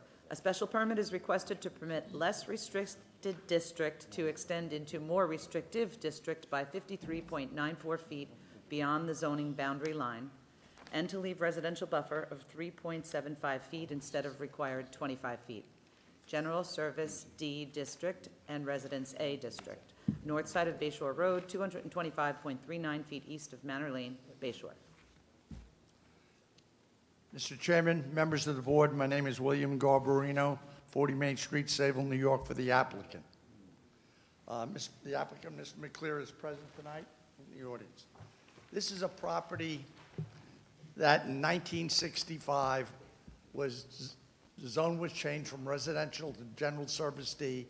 It was occupied as a dental office until 2025 when Mr. McClear bought the property to use it as his insurance office. At that time, an issue came up which Mr. McClear went to the town to see if he could straighten out this problem because part of the property was a triangular piece of approximately 1,600 square feet that was used for parking back in, I believe, in the late 70s. So we're going back now and looking at this thing almost 50 years and addressing this problem. The doctor who ran the dental practice bought the property next door, cut out this triangular piece, and added the use of it to his dental office. I've done research on the law. This was really a lot line change. It was not a subdivision. Doesn't meet the subdivision definition of the code. And there's a appellate division case out of Westchester which said the same thing. It said it's a lot line change and directed the Board of Appeals to grant the use. The other part is that this has been there over 45 years. We are asking for buffer relaxation, and we're asking for expansion from 50 feet to 53 point something feet, and buffer relaxation of 3.5 feet. That's at the least, that's the most relaxation. The majority of the buffer is about 8 to 10 feet as it exists. This is a buffer that was planted 40 years ago. If I have pictures that I can hand up for the board to look at the buffer that exists now in this area. And I think that you will see from the pictures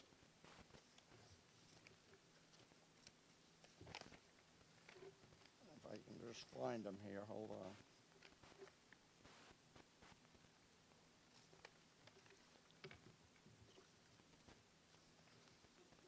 Yes.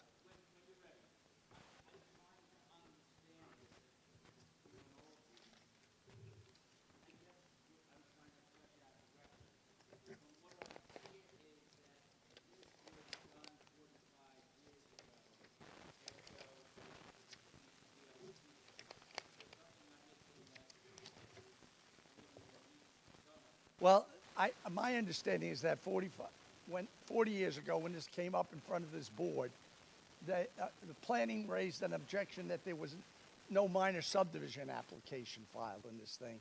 So the applicant basically withdrew the application at that time, at the direction, and it just continued for that period of time. I have the pictures here that I will show the buffer area and show you how substantial it is, and I'd like to make them part of the record. When this triangular piece was taken from the property to the northwest, it didn't create a problem at all with making the lot smaller to the west, because the distance, and I have a copy of a survey showing the side yard after the property was taken is 28 feet. And that's half of what the required side, that's double what the required side yard is in this zone. So what I'm asking for is to legalize this situation by treating this as a special exception. That's what the application is for. The Board of Appeals is a body of original jurisdiction on making less restrictive zone enter into a more restrictive zone under 68-415 of the code, and treating it as a special exception. I'd like to go through the elements that are provided by 68-416 to show you that we do not have a problem with meeting any of those requirements.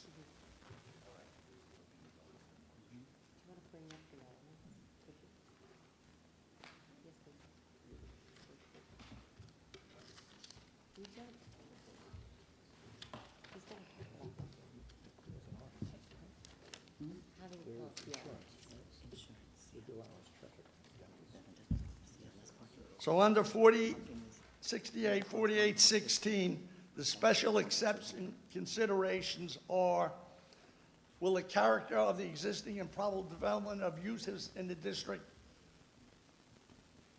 location, will that create any problems? No. The conservation of property values encouraging most of property use of land. This land, as I said, has been used this way for over 45 years. Next, the effect of the location of the proposed use may have on the creation of an undue increase in vehicular traffic congestion. Having parking off the street helps any traffic congestion, and in all due respects, Bay Shore Road has been widened substantially in the last 45 years. The availability and adequate and public private facilities for treatment removal of sewage, they have sewers in this area. Whether the use of materials incidental will give off obnoxious gases, I don't believe that 8 parking spaces will give off obnoxious odors. Whether the use will cause disturbing emission of electrical discharges, dust, light, or vibration, no. Whether the operation pursuant to the use will cause undue interference with the orderly enjoyment of the public of parking or recreational facilities, having these spaces will help the parking situation. How many spaces are we talking about? 8. And you can see them on the photos that I've given you. And if you look at the buffer, this is a buffer that's a mature buffer. And if you look at the site of the trees, you can see that the height of those shrubs are very high. And as I said, the house to the west or northwest is a very substantial distance away. In fact, the Commissioner of Planning has waived the requirement of a site plan in this situation. She made a waiver for that we didn't have to file a site plan with engineering, because it made no sense. We want to zoom out a little, just so we can get an idea. Do you want street of view what- or zoom out? Zoom out. Can we zoom out? Sorry. Zoom out. He's Yes, it's my you fault. are.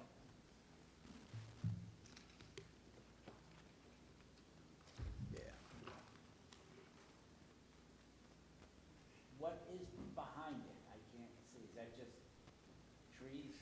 If you look at the piece that's listed as GSD, right to the left is a little triangular piece. That was the part that we're putting the parking in.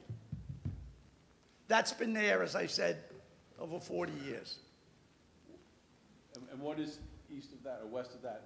West of that is a residence, and you can see how far the side yard is on that residence. Mr. Garbarino, where the little white arrow is, look where it was. What is that? It's hard. Is that just vacant? Is that a house? No, there's a house that's part of the yard. Oh, that's part of And I have the CO for that house. Right. And I have the CO for that house, and that's 235 Bay Shore Road, and I'll hand that up, and it shows that as recent as, I believe, 2008, they granted an addition to that dwelling. Right, and that's the one that's 28 feet away, right? Yes. 28 feet setback. 28 feet away. Planning, you have any From comments? dwelling to dwelling, it's 28? Or Yes. property line? From where his application is, it's 28 feet. From the property line? From where it would be if we grant this, yes. So we're talking about parking that's been there for 40 years, and it's 28 feet from the nearest structure. So, Planning, you have any comments? I don't actually have much to add on to his presentation. It's been very thorough, but really, I guess the one point I would make is he mentioned originally planning was opposed to it because there was an unpermitted subdivision, and I'm happy to say in this case, we don't agree with that previous decision that planning took, that position, I should say. So we are in favor. This is an improvement to the parking lot. Is there anyone else like to be heard in this matter? sure. Make a motion, please. Motion to grant the application. Thank you All very in much. favor? Aye. Application's granted. Application number 392-26, Lee-Mills Petroleum, Inc. Permission to establish legal nonconforming use as gas station with accessory convenience store and vehicle repair shop. Business 1 District, southwest corner of Railroad Avenue and Depot Street, Sayville. Mr. Chairman, members of the board, my name is William Garbarino, 40 Main Street, Sayville, New York. This is an application to establish a non-conforming use for the use of this gas station as a convenience store. The date, that is the important date to prove when convenience stores were first regulated in gas stations, was April 8th of 1997.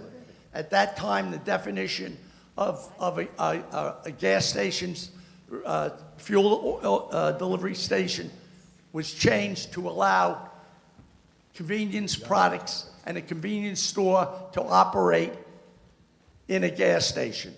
Before that, only products legally that could be sold in a gas station were automotive-related items like wiper blades, spark plugs, and items like that.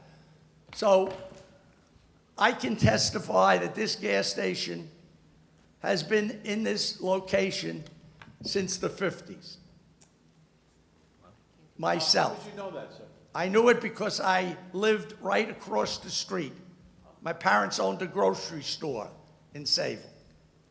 I have some live body witnesses here tonight that will testify as to the use of this product, this station as a convenience store prior to 1997. I, in fact, was the person who got the town lost the CO records for this property, and I got a CO for this property in 1977. I go back and can tell you that when I got my driver's license and I bought gas at this gas station, price of gas was 24 cents a gallon.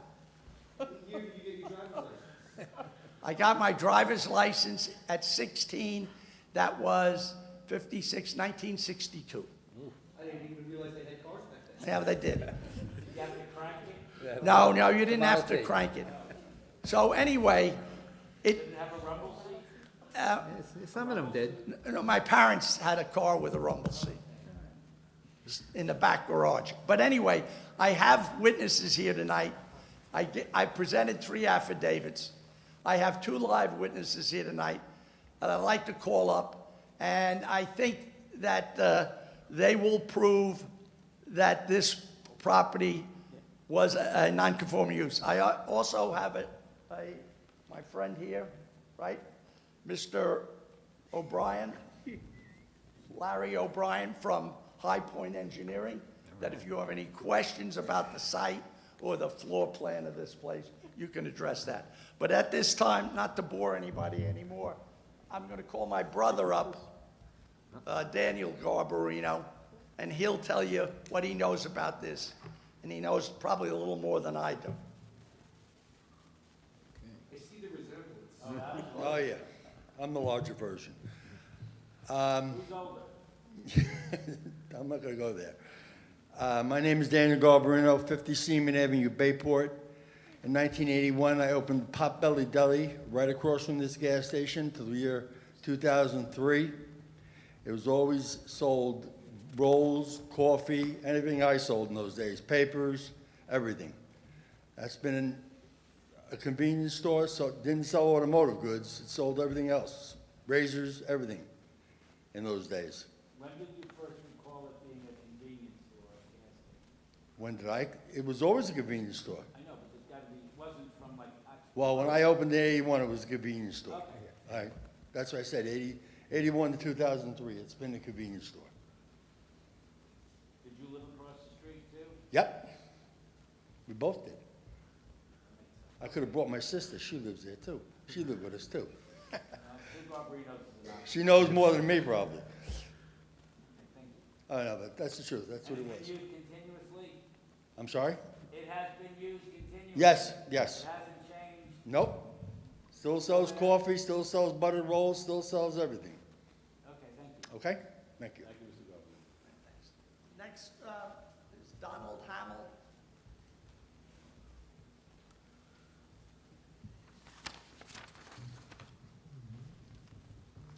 Good evening, my name is Donald Hamill. I live at 428 Hillside Avenue, West Sayville. I've lived in the Sayville, West Sayville area for the past 73 years. I can remember being driven past this gas station as far back as the mid-1960s. I can remember in the 1980s, the mid-1980s, I would drive down Depot Street in Sayville, which ends at Railroad Avenue, where you make a right-hand turn onto Railroad to go to work. And I'd often stop there for gas, run inside, get a coffee or soda and a snack. They sold coffee, sodas, you could get a buttered roll, bagel. They sold newspapers, you get various snacks, cupcakes, pretzels, potato chips, other kinds of chips, all that kind of food. Pretzels? Excuse me? Pretzels? Yeah, whatever they got, you know? All right? Various kinds of chips, all right? They sold newspapers, they sold cigarettes. Okay? And that was up until probably the late 80s when I changed jobs. Thank you. Thank you. I don't know if anybody has any questions for Mr. Any O'Brien? questions at this time? No questions. Planning, any comments? No? Is there anyone else who'd like to be heard in this matter? All right, I'll take a motion, please. Second, please. Second. All in favor? Aye. Thank you. Case is granted. Thank you very much. Application number 393-26, Kevin and Christine Dushenchuk. Permission to elevate two-story dwelling and erect one-story addition, leaving front yard of 29.6 feet instead of required 40 feet. Side yards of 2.8 feet and 10.6 feet instead of required 14 feet each. Total side yards of 13.4 feet instead of required 28 feet. And floor area ratio of 32.9% instead of permitted 25%. To leave deck on side property line, not having a required setback of 4 feet. To install 99 cubic yards of surplus fill in floodplain where prohibited, in opposition to Town of Islip Engineering Division recommendation, and to create artificial slope exceeding 5% in grade. Residence A District, west side of Sequoms Lane West, 100 feet south of Sequoms Lane West, West Islip. Good evening. Chris Ang, 83 East Main Street, Patchogue, New York. This home, we're lifting the house, and we were proposing a regrading of the property. We understand that there's an opposition from engineering on the regrading. Yeah, I don't, you know, that one I don't know what to do with, but we were trying to match the property adjacent to this property as far as the grading goes. With the house lift, we are also proposing a one-story addition to the side of the structure, to the north side of the structure. This structure does not have a front door, it's got a side door. So we're trying to create a new set of stairs to a small portico and then a small entryway on the side of the property. And that's really it for this application. I wanted to see if the board had any questions on this. Any questions from the board? Planning, any comments? Starting with the obvious thing, I'm going to agree with the engineering division. I trust their judgment on that one, so if they are opposed to it, I would be opposed to the fill in the floodplain and the slope as well. I believe actually the artificial slope is maybe their primary concern that just happens to be created by the additional fill in the floodplain. With regards to the setbacks, most of this would be existing. It is a lift in place with some minor additions. I know we talked about that one small addition on the back of the shed there, or, I'm sorry, back of the garage. Yeah, the utility room. On the towards the side yard setback, the owner would agree to put the mechanical room towards the back of the garage, so we would not be asking for that part of the setback. So do you on the know side. what the side yard setback request would be then? Yeah, It would just be it for would the lift in maintain place? the existing setback, so it would be 6.6 feet. Okay. Beyond that, the only other thing that's really noteworthy here is the FAR. It's relatively minor additions that they are proposing. As you mentioned, it's mostly just the small one-story addition and the roof over porch at the entryway. I can't say that it's necessarily compliant with most of the neighborhood. It's not a very big addition, and currently the existing house is above the area. Sequoms pretty consistently gets grants of 31.6. Is that what the existing is, 31.6? The existing, as shown here by Chris, is 32.2. If we grant more, we're going to be raising the ceiling. In theory, yes. Well, you know we will, because somebody's going to come in and say, look, you did it last week, and you have to give it to me, Yeah, I don't like going above what the neighborhood holds. Even if we maintain the existing structure, we're above the 31.6. All right, but we're not making it worse. Yeah. No, I understand. If he lifts it, he says he's at 32.2, right? Right. If he doesn't lift it. That's what he's calculated the current structure I as. just don't want to increase the FAR for that neighborhood. No, I understand. I'm just saying that if we grant this in the lift, we're above the 31.6 already, so. I don't know what the plan is, to make it smaller, but I don't think we're doing justice to the neighborhood. To speak to that really quick, I think it could be pretty easily justified to grant the existing FAR of 32.2. Yes. I don't think there's going to be anything, or at least I can't speak for the board, I guess, but Yeah. I wouldn't be in favor of asking them to demolish part of their structure. I mean, I think it's already Well, CO'd as keep the this. existing, that's fine. Right. Nobody's asking him to take I think it he down. was confused about that, maybe. No, we're not asking, you can keep the existing. Okay. I'm going to say, at least for me, this whole engineering floodplain, I'm not an engineer, I'm not funded, how the engineering department. Right, we would want a clear determination from engineering. No, I'm going to strike that from the application, from this. 'Cause I do not want to regrade the property with the opposition from engineering. All right, so we'll make a motion. And what about the compensating excavation? What's that? But you still need the 99 cubic yards of compensating? No, because we were introducing the 99 cubic yards to regrade the property, so we would take that out of the application as well. So what's left? The raising the house, the side yard setbacks, and the FAR. So- I'm not, I thought we came to a conclusion on the FAO. Yeah, Yeah, we, No, 30, we're gonna get 32.2. which is existing. but he still needs it approved. Right. But just getting back to the surplus fill, you're not gonna? No, fill? we're gonna take that part of the application out of this, And what about the artificial slope? take that out as well.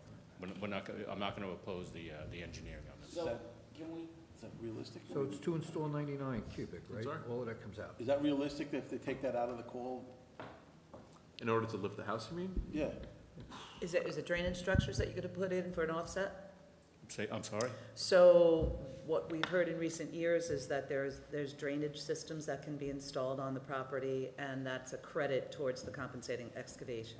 I think engineering may have suggested that to you. Yes, and we're willing to do the drainage on site. So to answer your question about whether it's realistic, I think that's the solution. Okay. so may I inquire, since this is what are we granting? We're granting the FAR 32.2. Correct. What else? We're taking out everything after to install 99 cubic yards and then granting the balance. Well, we changed the Well, side. the side yard changed as well. Yeah, what was the side yard changed? The side yard would go from 2.8 2.8 to 6.6? to 6.6, maintaining the 6.6. So 6.6, so we're granting 32.2 FAR, side yard is 6.6 feet. Anything else? We've now. Oh, let me just read through, hold on one second. Well, No, I'm- that covers everything that we'll need. Yeah. All right, I'm gonna make a motion. Is there anyone else who'd like to be heard in this matter? All right. I'll make a motion that we update the call of the meeting to read, amend the call of the meeting to read, permission to elevate two-story dwelling and erect one-story addition, leaving front yard of 29.6 feet instead of required 40, side yard of 6.6 feet and 10.6 feet instead of required 14, total side yards of, 6.6 no, instead of what's on call, on the call, which is Is it- 2.8. Right, with total side yard. Total Yes, side this is yard. math. what is the total side yard now? Oh, total side yard, That should be 16. sorry. 17.2. 17.2? It would be 17.2. Total side yards of 17.2 feet instead of required 28 feet. Floor area ratio of 32.2% instead of permitted 25%. To leave deck on side property line not having required setback of 4 feet. That's the new amendment call. A second, please? Second. All in favor? Aye. That's a new call. Okay, so, you want a motion? Motion. I'll make a motion that we grant the application as amended, And can we make it subject to engineering? subject to engineering, absolutely. Thank you. Second. Second. All in favor? Aye. Application is granted as amended.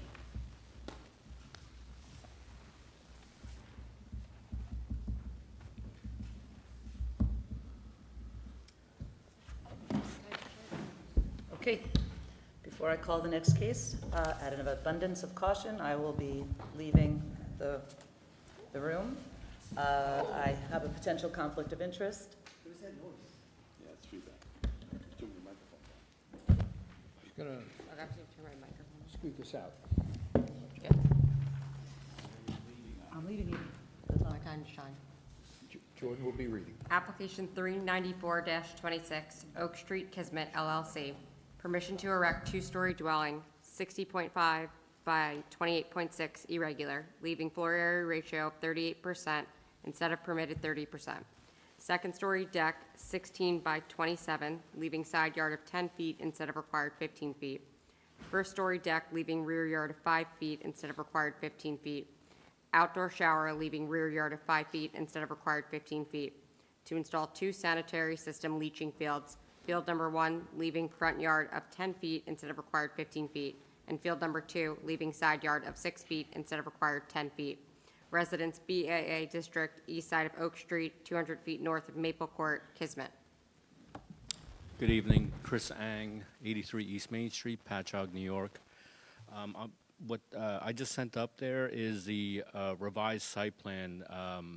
What was submitted was a site plan with the zoning chart, and then a separate site plan showing the leaching field and the septic system. What I did is I just combined the two. This way, you just have to look at one site plan for this. And I also sent up some sample cases that have been granted by the board in the past. I'd like to go through what we're asking for on this. We're proposing a two-story dwelling on a property that has a dwelling on it. We're going to demolish the existing dwelling. With that, we are asking for a floor area ratio of 38% instead of required 30%. A relaxation of the side yard of 10 feet instead of the required 15 feet. The rear yard of 5 feet instead of the required 15 feet rear yard requirement. And a relaxation of 5 feet instead of 15 feet for the for showers on the rear of the property. And then there's also relaxations for the septic system.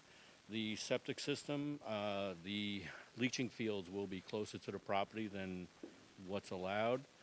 The front yard will be 10 feet instead of the required 15 feet, and the side yard will be 6 feet instead of the required 10 feet. The cases that you have in front of you, the first case number is 547-24. The board granted 42.1% instead of 30% on a proposed structure or proposed dwelling. The side yard was reduced to 12.3 feet instead of 15 feet on that one. Case number 445-24. Yeah.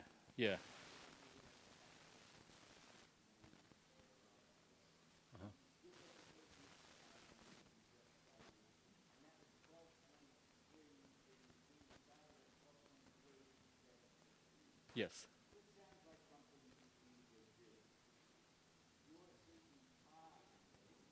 Correct. No, I understand. It's something that I just wanted to bring to the attention of the board. The setbacks, I spoke to planning, and I also would like to entertain, adjusting those setbacks if the board would consider.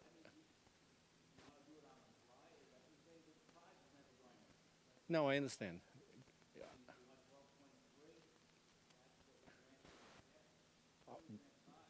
We would be okay with the 12.3. Correct. Chris, what's the address of the case you're citing? 145 Oak Street. I have a tax map. That's the subject property, right? 145? That's the subject property. Right, what's the address of the case you're citing?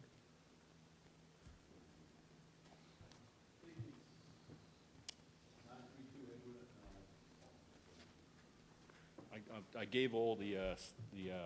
Oh, I don't have that one. Yeah, sorry about that. Yeah, I don't have the address on that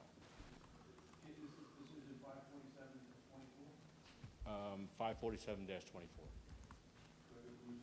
Yes. West side of West Lighthouse Walk.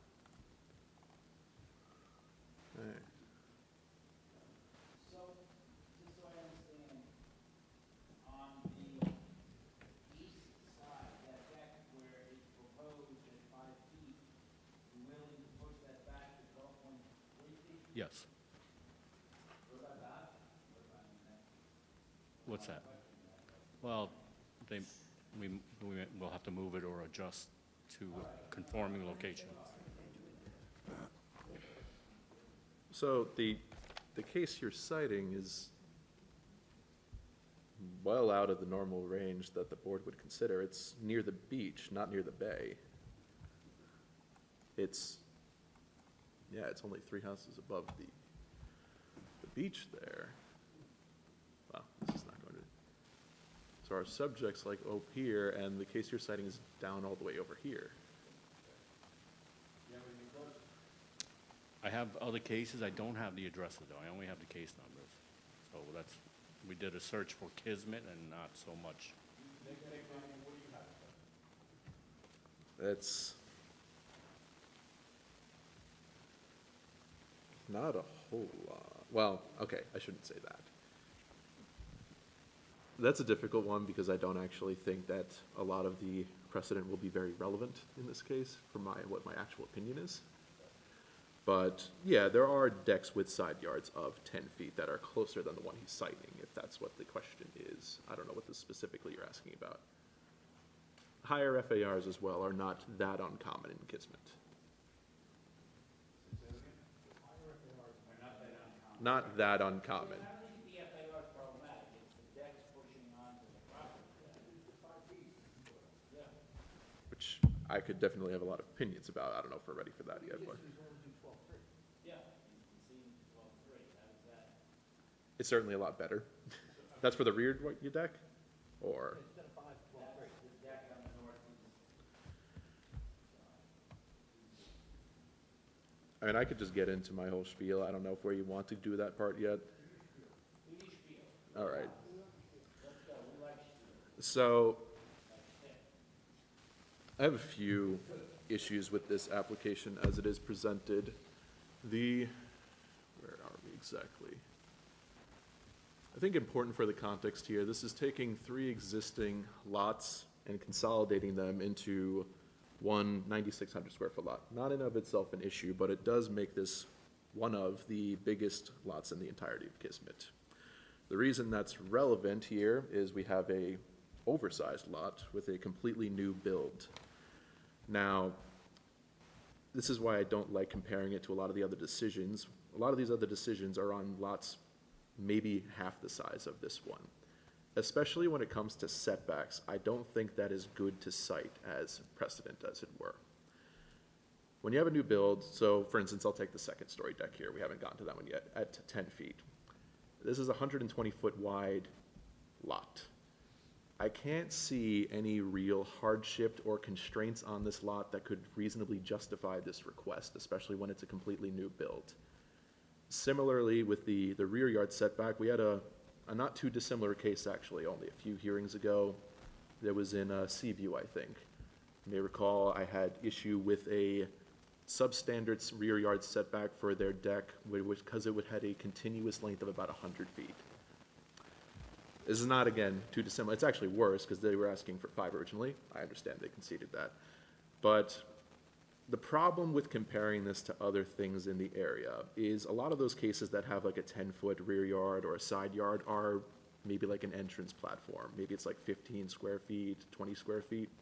This is 60-something feet in length for a 1,600 plus square foot deck. That's just the first floor deck. That's not including any of the second floor decking. I don't think that's very comparable, and I think part of the issue, and I understand the board very much likes precedent, some members certainly more than others, this is something I've also said before, it's used as a shortcut for the actual nature and character argument. So while you have these cases that have these setbacks and you have these FARs that are 38%, when you take it and you apply it to a lot double the size and you end up with something significantly more impactful, I think it's a bit hard to justify that as being in character just by comparing numbers. Yes. That's a portion. Can I ask, what is the square footage of the house? So with that, the actual livable part of the dwelling, we made 30%, so we kept that at 30%. So the 8% is the decks. 30% of the lot equals, hold on one second, Combined. So this is the existing. 2,800 square, 2,880 for the square footage. Yeah, that's the existing. Yeah, that's at 30%, but the 8% is the decks. The second floor decks specifically. I'm sorry, second, any Yeah. decks that are over 6 feet, sorry, let me clarify that. The rear deck does not get included in the FAR. Which, that has been part of the code for a long time, that these decks don't, that are under, I mean, it's been modified slightly, but the point was that ground floor decks didn't count. I can say I did speak with other members in planning about this, because this now being, I think, the third time within the past year where we've had this come up with a over 1,500 square foot ground level or close to ground level deck. We don't think it was the intention when the code was changed to start discounting ground level decks on Fire Island, because historically they did count. We don't think it was the intention at the time to allow for these very large gathering areas, so to speak. It was to try to not penalize the smaller bungalow aspect of the community who just have like decks leading up to their house in the front or something like that. Obviously, that's not how the code reads right now, so you can't really penalize them too much for that, but the point I guess I'm trying to make there is it's something we are concerned about, because when you have a very high FAR and also have a lot of space that's not even being included in that FAR, it kind of compounds the impact that's being felt by the neighborhood.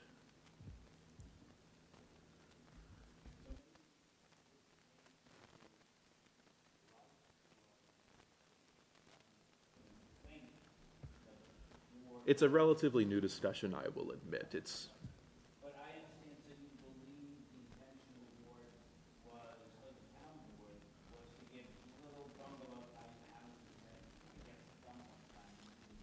it's somewhat hard to speak to the intentions of people in the past, but that's what we figure in planning. That's our previous. We had this matter resolved there, they wanted to have like a 90-foot deck. It was Seaview, but yeah, that was this year, yes. Right, and we denied that. We adjourned it and then they modified it.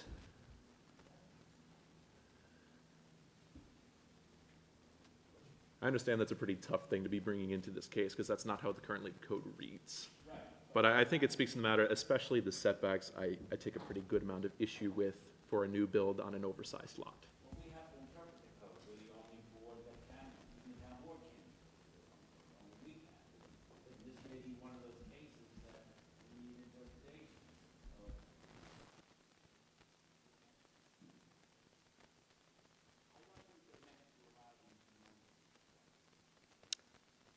Correct, but if, I could have that deck if I kept it at 15 feet, correct? Yeah, That would meet the current code, yes. okay.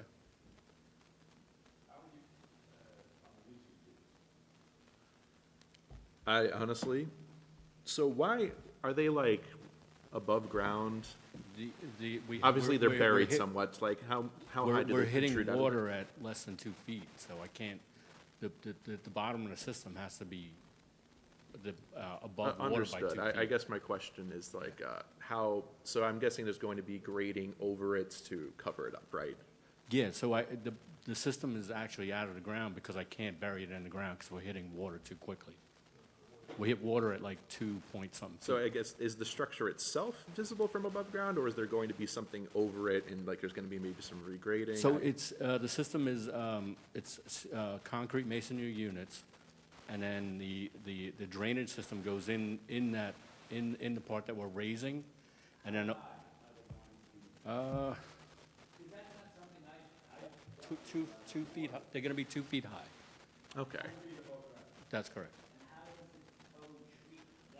I think they don't need, am I reaching it? This is not something that comes up often. I think you don't need setbacks until it is elevation at least 1 foot above ground. That's correct. So, yeah, that's where that comes in, when you have your septic or your cesspool. And I think it might even be pretty specific to Fire Island. When you're above 1 feet above ground. Correct, which is, that doesn't change the setback requirement. The requirement for a setback whatsoever gets triggered when you hit 1 feet above grade. The leaching field is required by the health department, yes.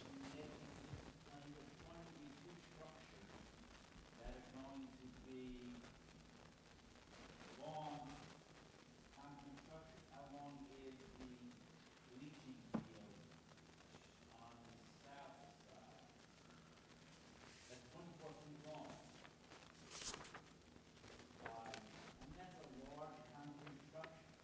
it's concrete wall. In the middle is going to be plantings. So the wall retains earth so that we can, yeah. Yeah, it's not all concrete. Correct, yeah. Yeah, usually these are not just a full structure above grade, Yeah. but We have them typically on Fire Island just to accommodate the septic systems. Yeah. Some of them, yeah. Yeah.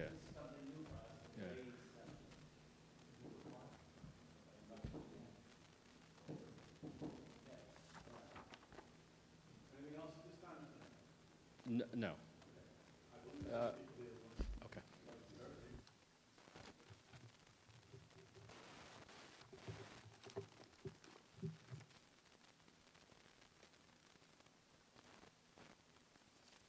Good evening, Mr. Chairman, members of the board. Is this microphone on? Can you hear me? Yeah, my name is Michael.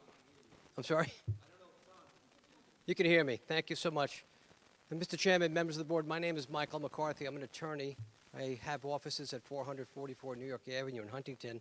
And I'm here this evening to speak in opposition to the relief that is being requested.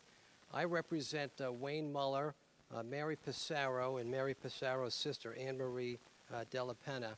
And they're the owners of the property immediately adjoining the subject property to the north. And I'm here to express their deep concern about the size of the house and the amount of decking that's being proposed. You know, so the size of the house is 2,800 square feet, but in relationship to the decking, if you add up the total amount of decking, all of which are elevated 5 feet or more, the applicant is requesting 2,176 square feet of total decking, 2,176 square feet of total decks, compared to a house which Mr. Ang indicates 2,800 square feet. It's practically a 1-for-1 ratio of deck space to the house. It does not, Mr. Chairman. It does not. It's as the application is.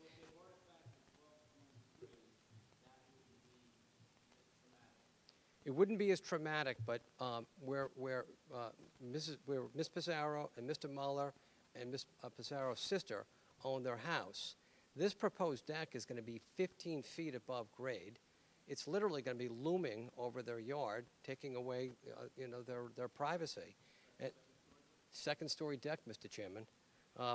But the real sleeper on this application, Mr. Chairman, and thank you, the planner, identified these items, in my respectful opinion, is the request for the retaining wall relief for the sanitary system. You see, Mr. Chairman, what happens is, if the relief is granted, it allows the applicant to make an application to the Suffolk County Department of Health Services for a 7-bedroom house. Now, think about this. We're talking about a bungalow community, large decking, and a 7-bedroom, 5-bath house.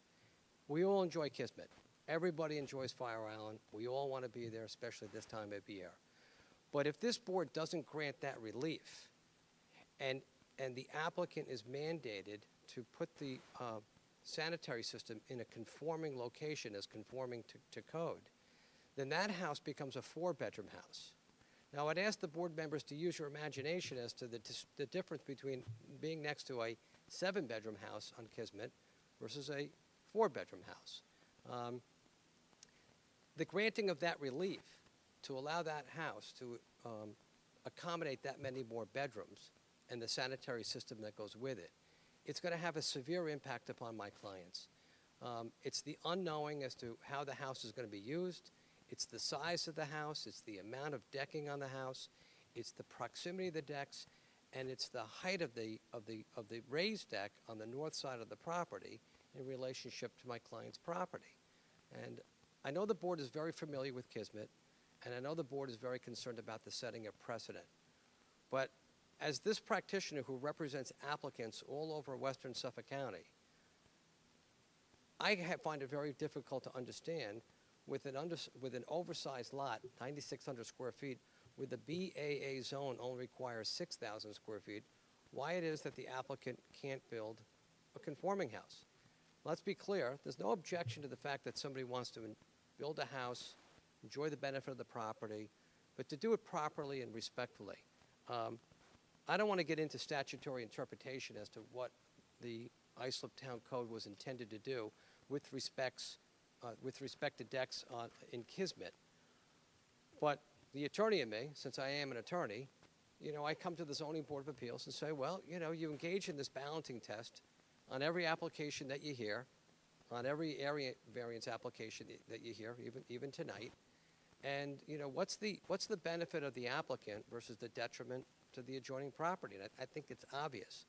I could go through the 5 standards of how you articulate an area variance under New York State Town Law, Section 267B, but I think this board gets it. There's nothing here unique about this situation that would compel this board, in my respectful opinion, I would hope would not compel this board to grant the type of relief that we're seeking. Frankly, the house is simply too big and the decks are too large to accommodate this piece of property in this neighborhood at this location.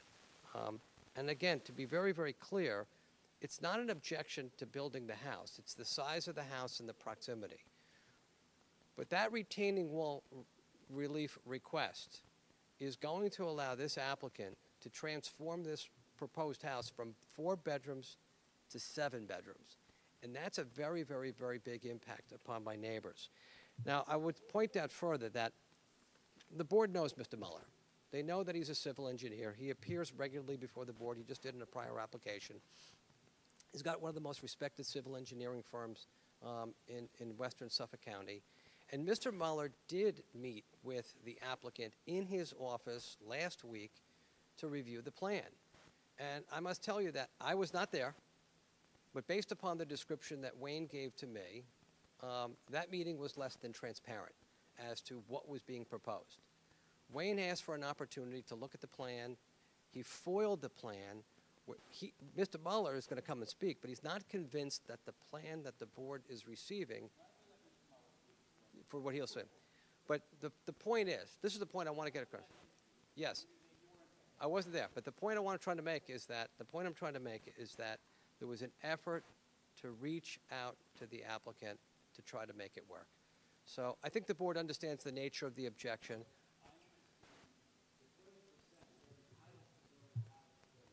They are. Cannot. Correct.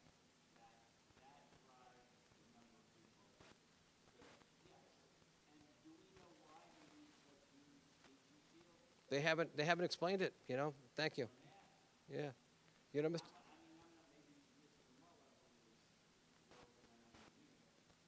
World renowned.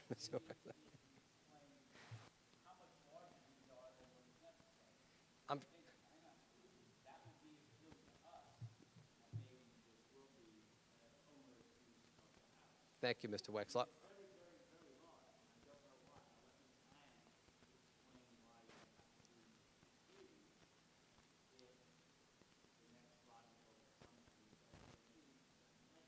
Well, I'm delighted that you dialed in on it, Mr. Wexler. I'm delighted the fact that you appreciate it. But I think the board could all agree. I'm sorry? No, well, you're agreeing with me in the sense that, a 4-bedroom house is a lot different than a 7-bedroom house.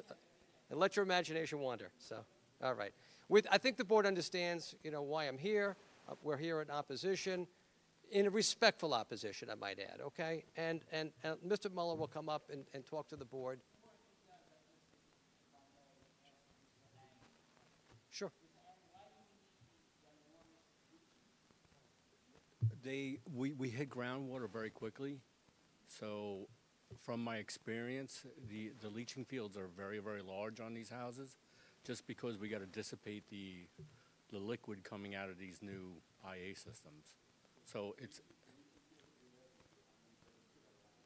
we're proposing 7 bedrooms. I understand, but how we use the FAR, it could be, I could build a 2,800 square foot 1-bedroom house.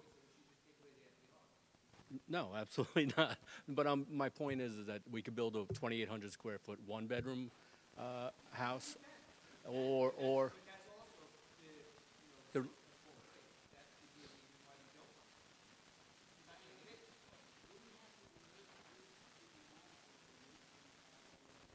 No, I understand.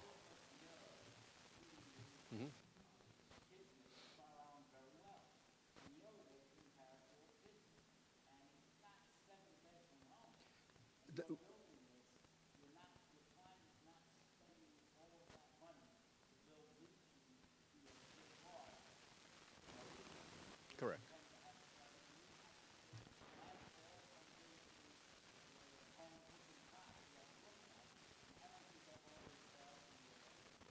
No, the reason why Mr. Muller knows that it's a 7-bedroom home is because the owners showed Mr. Muller the plans. So he was trying to be, no, but I'm saying that, you know, in the statement before, I'm just stating that they said that they were not, my owners were not transparent. I think the owners, no, I know that, but I'm saying, but the fact that, go ahead. We need the leaching. We need the leaching fields to do the septic system, no matter what. But if can I? So if you don't grant the setbacks on the leaching fields, then I have to find another way.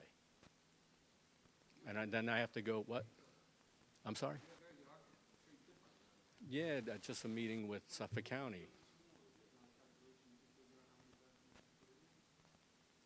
No, if we keep the setbacks, I would have to go back to Suffolk County and see if they'll let me do the leaching fields a different way. Right now, I have like a big flat leaching field for, you know, for the liquid part of the.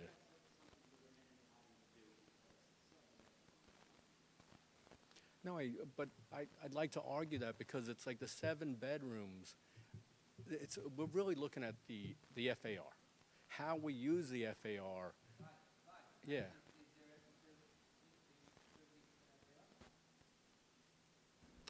Again, it's actually not that unusual in Kismet. Whether that's a one-to-one comparison could maybe be questioned, but 38% is not that unusual in Kismet overall, if you were just to look at that.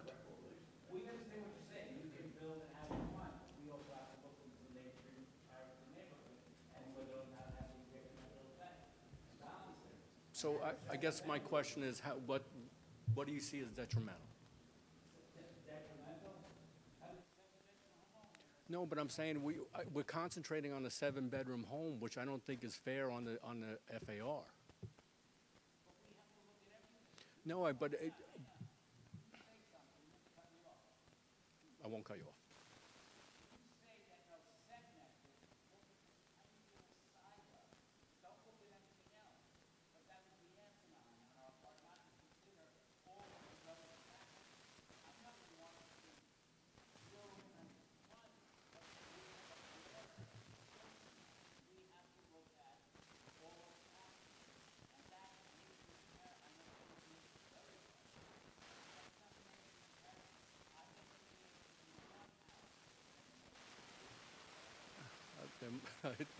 I probably can't bring you one of my houses that have 7 bedrooms, but can I, if I was just to put this in as an application with just a site plan, we would ask for the 38%. The board would really never know what was in that 38%. We, you know, the owner gave the plans to Mr. Muller as a courtesy.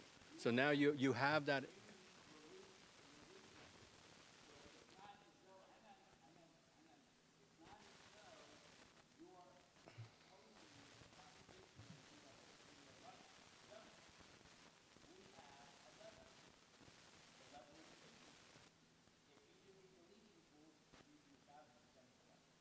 Okay, so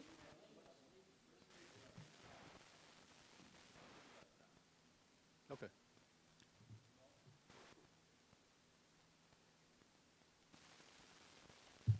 Good evening. For the record, Wayne Muller. I am the homeowner who's directly impacted by this project. My address is 163 Oak Street, Kismet, New York.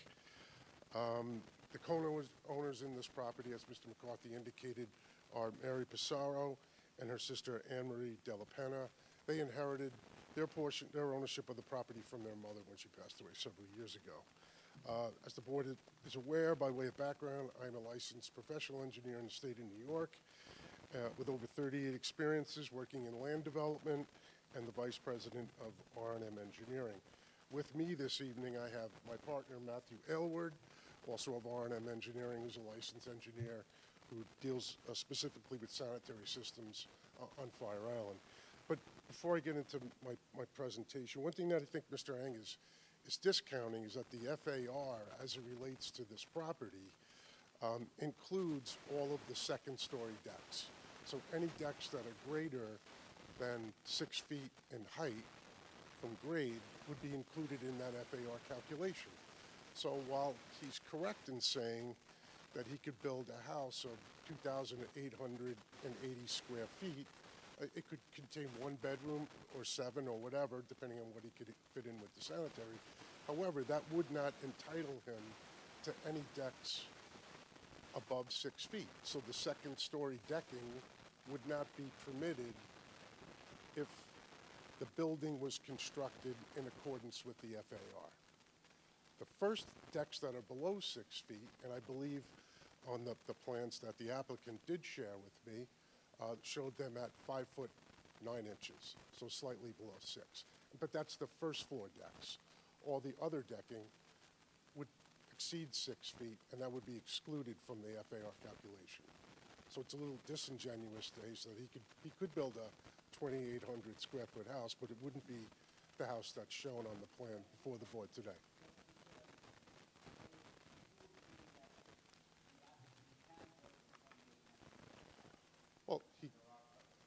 Well, he could build a 2,800 square foot house, but no, but he would not be entitled to then any of the second story decking or any decking that would be greater than 6 feet in height.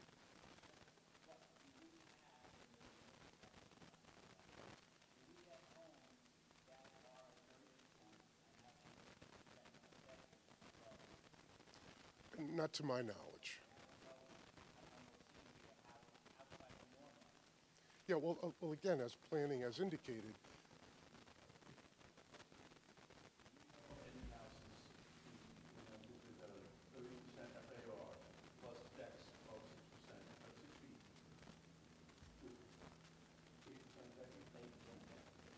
It's a very specific question. I mean, it's 80% decking on top of 30% out of the ordinary in Kismet. Is it not the nature and character of it there? 8% decking as far as FAR is concerned, I don't,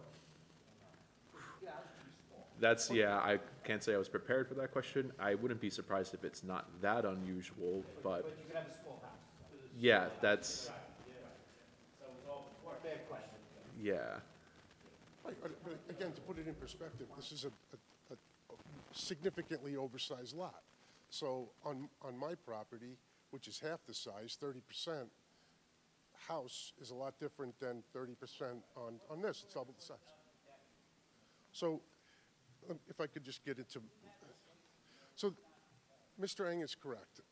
I first spoke to the applicant, one of the members of Oak Street Kismet LLC. His name was Eddie Major. He called me, and I indicated that I'd like to see a plan before we got together and discussed the plan. And he sent over plans, but he indicated that the plans that he had sent over were preliminary in nature. And I understood that, and I can't remember when that was. I had some personal situations that I had to deal with, and I kind of forgot. But he did email me those plans. But subsequent to that, I did FOIL plans from the town and received the FOIL back that contained a letter of denial dated March 26, 2026, and a plan that was prepared by Mr. Eng's office. Now, that plan didn't really contain any site data. There was a lot of dimensions. It showed the 2 sanitary fields. So what I did was I had my staff go through Mr. Eng's plan and dimensionally calculate some of the information that the board's requesting. So I'd like to submit those up as part of the record.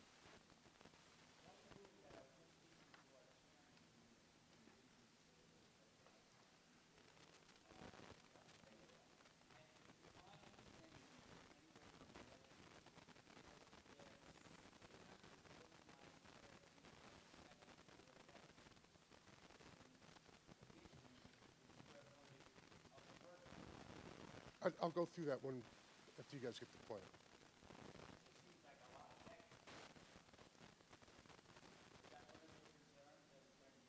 Oh, yeah. Absolutely. Yeah, so if you look at the plan, essentially what we did was we took Mr. Ang's plan, and you could see that across the plan it says FOIL documents. That's the document that we received from the town. And you could see there was no site data on it. It was just a very basic plan. But it did show the 2 sanitary fields, and it showed the decks, and it had dimensions. So the red hatched areas on both the north side, the east side, the south side, and the west side of the property, that's where the setbacks are violated. So you can see. I do. No, you don't have my plan. Oh, no, I'm sorry. No, I don't have the plan that he submitted either, but I don't know if I need that. But do we have an extra plan? I do not. No, you.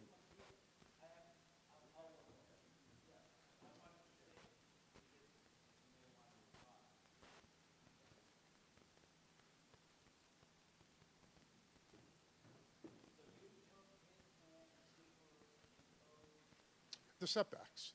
So you can see that all the red lines that are on the plan in the dashed lines, those are the various different setbacks. Now, there are building setbacks and deck setbacks and sanitary setbacks. So we put those all on the plan because they weren't shown on Mr. Ang's plan. His plan just kind of had a lot of dimensions, but not a lot of setbacks. It said, 15 are required, but we're only providing 5. But it doesn't really show it pictorially the way that we wanted to show it. So you can see in those hatched areas, specifically if you look at the east deck, right, you see that very large hatched area. Now that hatched area is the area that violates the setback.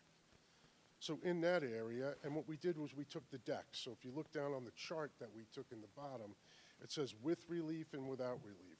So the east deck with the relief is 1,400 square feet. Without the relief, it juts down to 718 square feet. So it's almost double the size. Excuse me?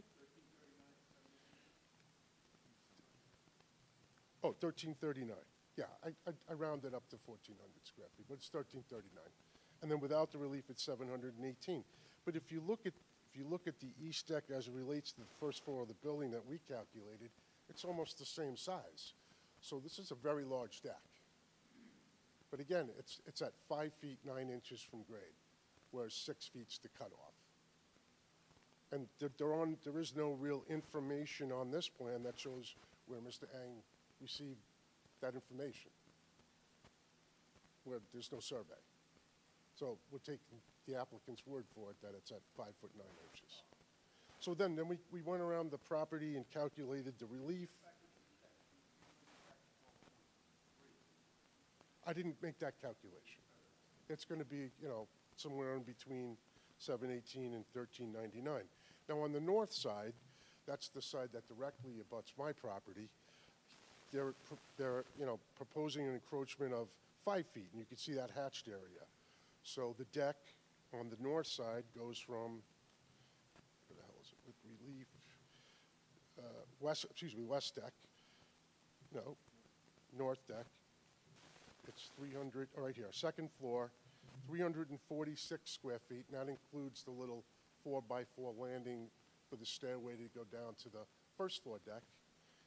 And without the relief, it's 236 square feet, which again is a pretty large deck. I don't see the reason why that deck should be pushed any closer to my property so that the people are standing at the deck looking into my yard, especially since it's going to be 15 feet in height. It's pretty significant. And as we go around the property, there's on the west side deck, there's a west side deck, so essentially from the renderings that Mr. Ang had put together, it looks like each one of the bedrooms on the first floor is going to have like a sliding glass door out to a deck. And then that deck, the west deck, is on the first floor. That's 211 square feet. And if you went south around the property, there are actually 2 decks on the south side. There's a second floor deck and a first floor deck. And they're both the same size, which is 84 square feet. Or excuse me, 98 square feet. And then underneath, the second floor deck on the north side against my property is another deck that counts towards FAR because it's covered, and that's 84 square feet. So there's just a tremendous amount of decking. We're just concerned that all this decking will have lots of people.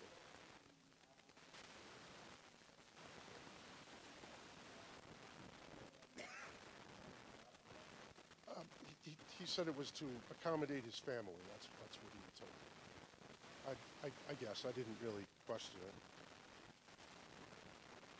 Now again, so if you look at the other little calculation that we made, is the sanitary leaching fields, the area with and without relief. So with the relief, it's 1,024 square feet. Without, it translates to 662. If you do the proportion, it essentially translates to a 4-bedroom house. So without the relief for those leaching fields, the house would have to shrink and come more into compliance if we wanted second floor decks.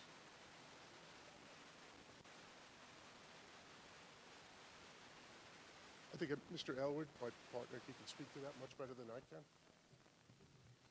can. Matthew Elwood with R&M Engineering. So your question was, is it a direct correlation to the square footage to the flow? So the bedrooms generate a specific amount of flow. So the health department has regulations that start from anywhere from 1 bedroom to 3 bedroom is a specific gallonage per day. Then you go up to 4 bedrooms. Anything above 4 bedrooms, you get another allotment for every bedroom thereafter. So,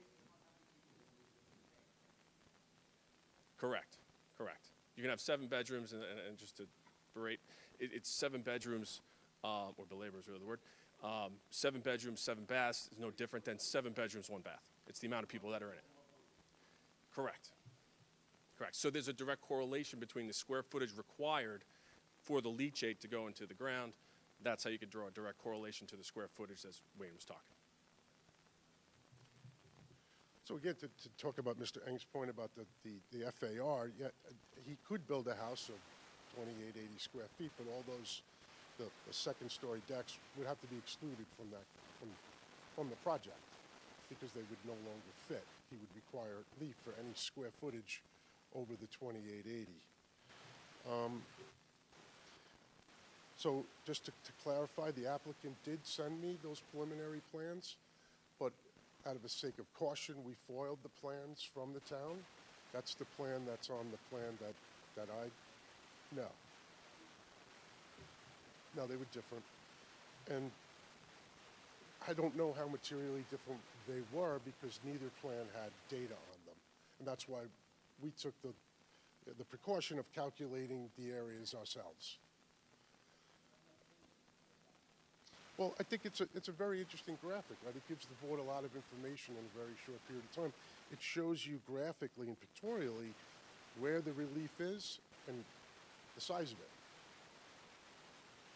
Yeah. And Mr. Elwood and I, we represent a lot of different types of clients, and a lot of times a lot of municipalities require this type of information so that they can make informed decisions.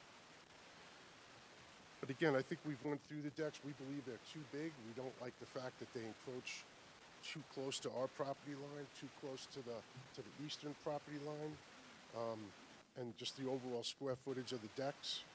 And the sanitary system, again, is too big. They would only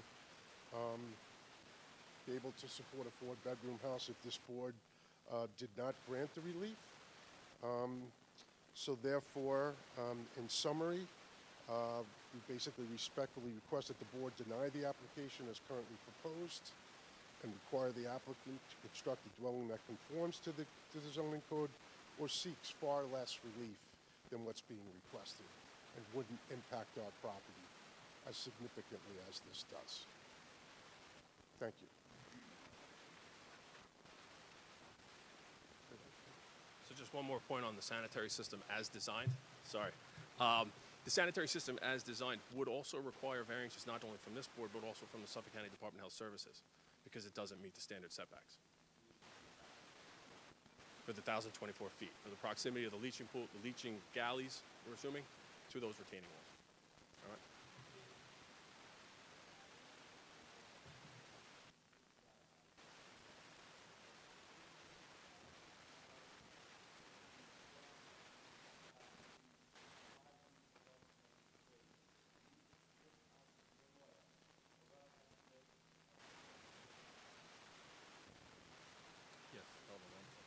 Well, it would be somewhere, if you took these two and you divided it by two, right? So it's about 1,000, so it'd be 300 square feet roughly, 350, 350, 350.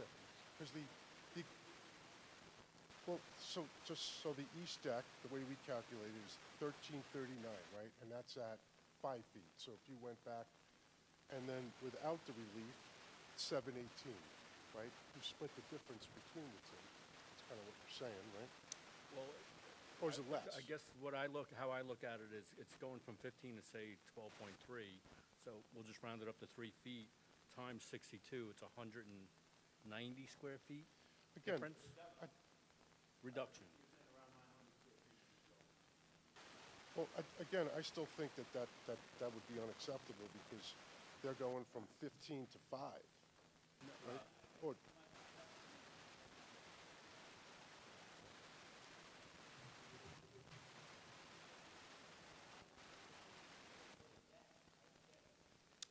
Well, the lower deck,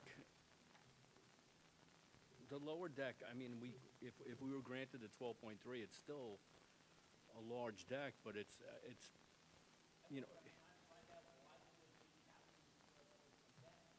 it's how they want to use the property in the house. It's just one of those things that the client, yeah.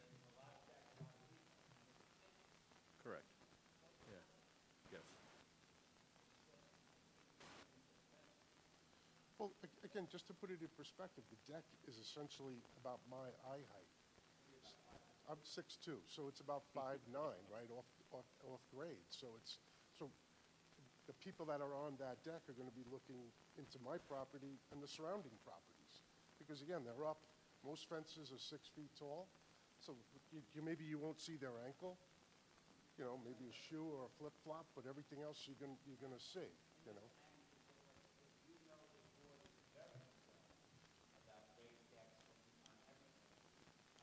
Understood. Understood. No, I understand, but I feel like second-story decks in Kismet, they're a pretty common occurrence. What's that? No, I think we were just addressing the second-floor deck. But the thing is, the applicant on his plan, shown on my plan, he's proposing, multiple second-story decks. I mean, if he eliminated the second-story deck on my side, that was something that, would make me happy. But, still, it's a lot of decking. It's a lot of deck. It's almost the same size as the gross floor area of the building, the way that's proposed with all the relief. So it's kind of like wow, we're going to build a house that's 2,800 square feet and almost the same size in deck. I just don't get it. And then can I answer the question about the second-story decks and what's included? So the answer to the decking that's included in the FAR is 735 square feet.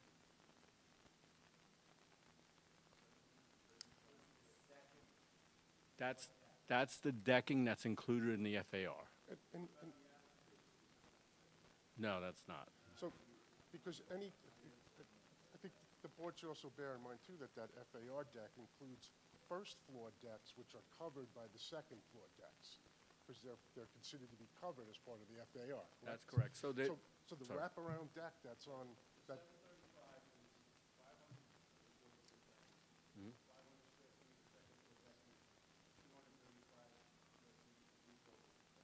Right, roof over. So there's another deck that goes from the west side of the property, then wraps around the north side of the property on my side. That's covered. That's part of the FAR. And again, it's 5 foot 9 inches from grade, so right about here. So the people who are walking on that deck are going to be looking into my property. So, but that's included in the FAR of 38%, which again we believe is excessive. Building's big, decking's big. It's big. Too big. Anybody else like to be heard?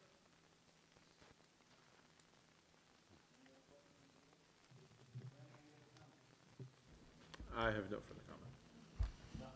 Nothing. I have a request. I'd like to adjourn this and then go over I would like to go over Yeah, I'd like to go over the plans again with the owner, Mr. Muller, and planning. I'd like to, But I'd like the chance to go through this one. Yes.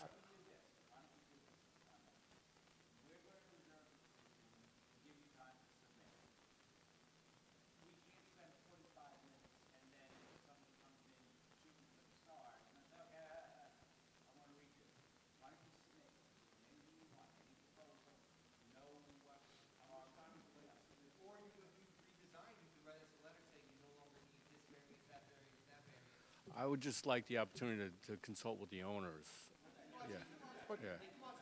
but again, but I would also like the opportunity, anything that he submits, to have sufficient time to properly review it, not have a preliminary drawing and a drawing that doesn't match and all this convoluted stuff. It makes it difficult. I'd like to.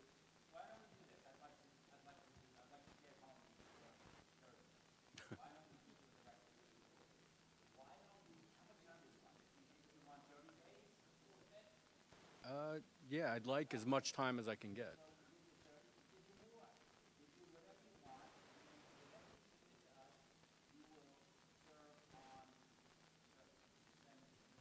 He has my email address. You can email it to me.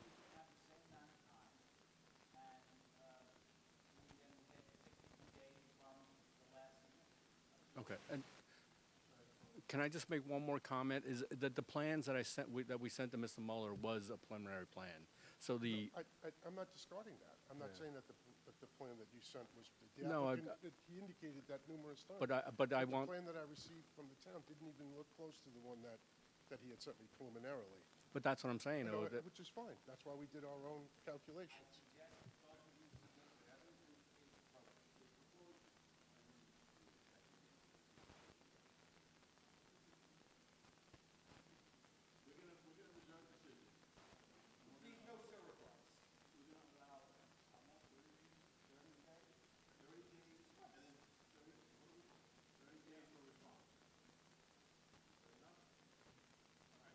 Mr. Whitethorn, anything to add? No, you guys are doing a great job. I just was here taking notes. You could have done that from home. Okay. Put it together. Yeah. All right? No problem. Somewhere over at Fire. You go to Sam's, you can, you can go to that thing?